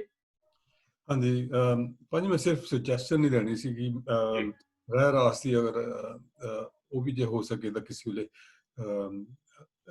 ਠੀਕ ਹੈ ਜੀ, ਬਿਲਕੁਲ ਬਾਣੀਆਂ ਬਿਲਕੁਲ ਜਿੱਦਾਂ ਆਪਾਂ ਸਾਡੇ ਕੋਲ ਹੁਣ ਬਾਣੀਆਂ ਜਿਹੜੀਆਂ ਵੈਰੀ ਇੰਪੋਰਟੈਂਟ ਬਾਣੀਆਂ ਡੇਲੀ ਲਾਈਫ 'ਚ ਆਉਣ ਵਾਲੀਆਂ ਜਿਹੜੀਆਂ ਸਾਡੀਆਂ, ਉਹ ਸਾਰੀਆਂ ਸਾਡੇ ਦਿਮਾਗ 'ਚ ਘੁੰਮਦੀਆਂ। ਤੇ ਇਸੇ ਕਰਕੇ ਪਰ ਜਿੱਦਾਂ ਗੱਲ ਕਰਦੇ ਸੀਗੇ ਕਿ ਹਰੇਕ ਚੀਜ਼ ਟਾਈਮ ਮੰਗਦੀ ਹੈ ਜੀ। ਤੇ ਜਿੱਦਾਂ ਸੁਖਮਨੀ ਸਾਹਿਬ ਵੀ ਹੈ, ਕਾਫੀ ਲੰਬੀ ਬਾਣੀ ਆ, ਉਹਨੂੰ ਐਕਸਪਲੇਨ ਕਰਨ ਵਾਸਤੇ ਸਾਨੂੰ ਕਾਹਲੀ ਤਾਂ ਹੈ ਨਹੀਂ ਕੋਈ ਵੀ, ਕਿਉਂਕਿ ਅਸੀਂ ਨਿਬੇੜੇ ਨਹੀਂ ਕਰਨੇ ਕੋਈ ਵੀ, ਪਰ ਉਹਦੇ ਨਾਲ ਇੱਦਾਂ ਜ਼ਰੂਰ ਹੈ ਭਈ ਜਿਹੜੀ ਵੀ ਚੀਜ਼ ਆਪਾਂ ਡਿਸਕਸ ਕਰਨੀ ਆ, ਵਿਆਖਿਆ ਕਰਨੀ ਆ ਗਿਆਨੀ ਜੀ ਨੇ, ਤੇ ਅਸੀਂ ਮੇਕ ਸ਼ੋਰ ਕਰਨਾ ਕਿ ਸਾਡੇ ਸਮਝ 'ਚ ਪੈ ਜਾਵੇ। ਮੇਨ ਚੀਜ਼ ਇਹ ਹੈ, ਭਾਵੇਂ 2 ਹੀ ਲਾਈਨਾਂ ਹੋਣ, ਤੇ ਉਹ ਸਾਡੀ ਸਮਝ 'ਚ ਪੈ ਜਾਣ, ਉਹ ਵਰਥ ਆ ਰਾਦਰ ਦੈਨ ਕਿ ਆਪਾਂ ਜਿੱਦਾਂ ਪੜ੍ਹ ਕੇ ਗਾਹਾਂ ਲੰਘੀ ਜਾਈਦਾ, ਤੇ ਉਹਦੇ ਨਾਲ ਸਾਨੂੰ ਕੋਈ ਅੱਜ ਤੇ ਫਾਇਦਾ ਨਹੀਂ ਹੋਇਆ। ਤੇ ਫਿਰ ਵੀਰ ਜੀ ਆਪਾਂ ਇਸ ਤਰ੍ਹਾਂ ਕਰ ਲੈਨੇ, ਪਹਿਲਾਂ ਆਨੰਦ ਸਾਹਿਬ ਤੇ 16 ਸਾਹਿਬ ਕਰਕੇ ਫਿਰ ਸੁਖਮਨੀ ਸਾਹਿਬ ਸ਼ੁਰੂ ਕਰਨੇ ਆ। ਠੀਕ ਹੈ ਜੀ, ਮਤਲਬ ਅਜੇ ਸਾਡੇ ਕੋਲ 1-2 ਦਿਨ ਹੈਗੇ ਆ, ਤਾਂ ਠੀਕ ਹੈ, ਆਪਾਂ ਕੰਸੀਡਰ ਕਰਾਂਗੇ ਜੀ ਸਾਰਿਆਂ ਨੂੰ ਜਿੱਦਾਂ ਸੁਝਾਅ ਆ ਰਹੇ ਆ। ਠੀਕ ਹੈ ਜੀ, ਥੈਂਕ ਯੂ। ਹਾਂਜੀ, ਮੋਹਨ ਸਿੰਘ ਜੀ, ਗਿਆਨੀ ਜੀ, ਤੇ ਜੇ ਤੁਸੀਂ ਹੋਰ ਕੁਝ ਐਡ ਕਰਨਾ ਤਾਂ ਠੀਕ ਹੈ, ਨਹੀਂ ਤਾਂ ਆਪਾਂ ਇੱਥੇ ਸਮਾਪਤੀ ਕਰ ਦਈਏ। ਨਹੀਂ ਬਸ ਫਿਰ ਜੀ, ਆਪਾਂ ਕੱਲ ਨੂੰ ਸ਼ਲੋਕ ਦੀ ਵਿਚਾਰ ਖੁੱਲ ਕੇ ਕਰਾਂਗੇ, ਕਿਉਂਕਿ ਉਹਦੇ ਵਿੱਚ ਕਾਫੀ ਕੁਝ ਸਾਨੂੰ ਸਿੱਖਣ ਨੂੰ ਮਿਲੇਗਾ। ਤੇ ਬਾਕੀ ਸਾਰੇ ਵੀਰ ਭੈਣਾਂ ਕੱਲ ਨੂੰ ਥੋੜਾ ਜਿਹਾ ਦੱਸਿਆ ਜੇ ਤੁਸੀਂ ਚਾਹੋ ਤਾਂ। ਇਹਦਾ ਮਤਲਬ ਜਿਵੇਂ ਵੀਰ ਜੀ ਨੇ ਕਿਹਾ ਸੀ, ਮਤਲਬ ਕਲਾਸ ਵਿੱਚ ਆਵੋ ਹੀ ਨਾ, ਜਿਹੜਾ ਬੋਲਣਾ ਚਾਹੀਦਾ ਉਹ ਬੋਲ ਸਕਦਾ ਹੈ ਕਿ ਤੁਹਾਨੂੰ ਕਿਹੜੀ ਪੌੜੀ ਦੇ ਵਿੱਚੋਂ ਕੀ ਮਿਲਿਆ। ਔਰ ਜੋ ਕੁਛ ਅੱਜ ਤੱਕ ਅਸੀਂ ਵਿਆਖਿਆ ਸੁਣੀ ਸੀ, ਕਿ ਜੋ ਆਪਾਂ ਵਿਆਖਿਆ ਕੀਤੀ ਇਹਦੇ ਵਿੱਚ ਕੁਛ ਨਵਾਂ ਮਿਲਿਆ ਜਾਂ ਠੀਕ ਸੀ, ਜਾਂ ਕਿ ਵਿਆਖਿਆ ਜਿਹੜਾ ਆਪਾਂ ਕਲਾਸ ਵਿੱਚ ਵਿਚਾਰਨਾ ਇਹਦੇ ਵਿੱਚ ਤੁਸੀਂ ਕੁਛ ਹੋਰ ਐਡ ਕਰਨਾ ਚਾਹੋ ਕਿ ਐਵੇਂ ਨਹੀਂ ਤੇ ਐਵੇਂ ਹੋ ਜਾਵੇ, ਤਾਂ ਤੁਸੀਂ ਆਪਣੇ ਸੁਝਾਅ ਜਿਹੜੇ ਉਹ ਦੇ ਸਕਦੇ ਹੋ। ਬਾਕੀ ਆਪਾਂ ਕੱਲ ਨੂੰ ਮਿਲਦੇ ਹਾਂ। ਠੀਕ ਹੈ ਜੀ, ਆਪਾਂ ਵੈਸੇ ਤਾਂ ਨਾਲ ਆਪਾਂ ਪੁੱਛਦੇ ਰਹਿੰਦੇ ਹਾਂ ਕਿ ਤੁਹਾਡੇ ਕੋਲ ਕੋਈ ਸੁਝਾਅ ਹੈਗੇ ਆ ਜਾਂ ਕਿੱਦਾਂ, ਪਰ ਚਲੋ ਕੱਲ ਨੂੰ, ਕਿਉਂਕਿ ਆਖਰੀ ਦਿਨ ਹੈਗਾ ਜੀ ਇਹਦਾ, ਸਮਾਪਤੀ ਦਾ ਆ, ਤੇ ਉਹਦੇ ਵਿੱਚ ਆਪਾਂ ਰਿਵਿਊ ਕਰ ਸਕਦੇ ਹਾਂ, ਆਪਣੇ ਆਪ ਨੂੰ ਰਿਵਿਊ ਕਰ ਸਕਦੇ ਹਾਂ, ਆਪਣੇ ਸੁਝਾਅ ਦੇ ਸਕਦੇ ਹਾਂ, ਜਿਹਦੇ ਵਿੱਚ ਹੋ ਸਕਦਾ ਸਾਨੂੰ ਕਿਸੇ ਦੇ ਵਿਚਾਰਾਂ ਦੇ ਨਾਲ ਹੋਰ ਗੇਨ ਕਰੇ, ਅਸੀਂ ਮਤਲਬ ਤੋੜ ਲੈ ਸਕੀਏ, ਦਿਮਾਗ ਨੂੰ ਤੇਜ਼ ਕਰ ਸਕੀਏ। ਤੋ ਇਸ ਕਰਕੇ ਤੇ ਥੈਂਕ ਯੂ ਜੀ, ਸਾਰਿਆਂ ਦਾ ਬਹੁਤ ਬਹੁਤ ਧੰਨਵਾਦ। ਤੇ ਅੱਜ ਸਾਰੇ ਜਣੇ ਜਿੰਨੇ ਵੀ ਆਏ ਆ, ਤੇ ਕੱਲ ਨੂੰ ਆਪਾਂ 2 ਵਜੇ ਫਿਰ ਇੱਥੇ ਸ਼ਾਮਲ ਹੋਵਾਂਗੇ ਜੀ। ਤੇ ਇੱਥੇ ਬੁਲਾਓ ਫਤਿਹ ਜੀ ਸਾਰੇ ਜਣੇ। ਵਾਹਿਗੁਰੂ ਜੀ ਕਾ ਖਾਲਸਾ, ਵਾਹਿਗੁਰੂ ਜੀ ਕੀ ਫਤਿਹ।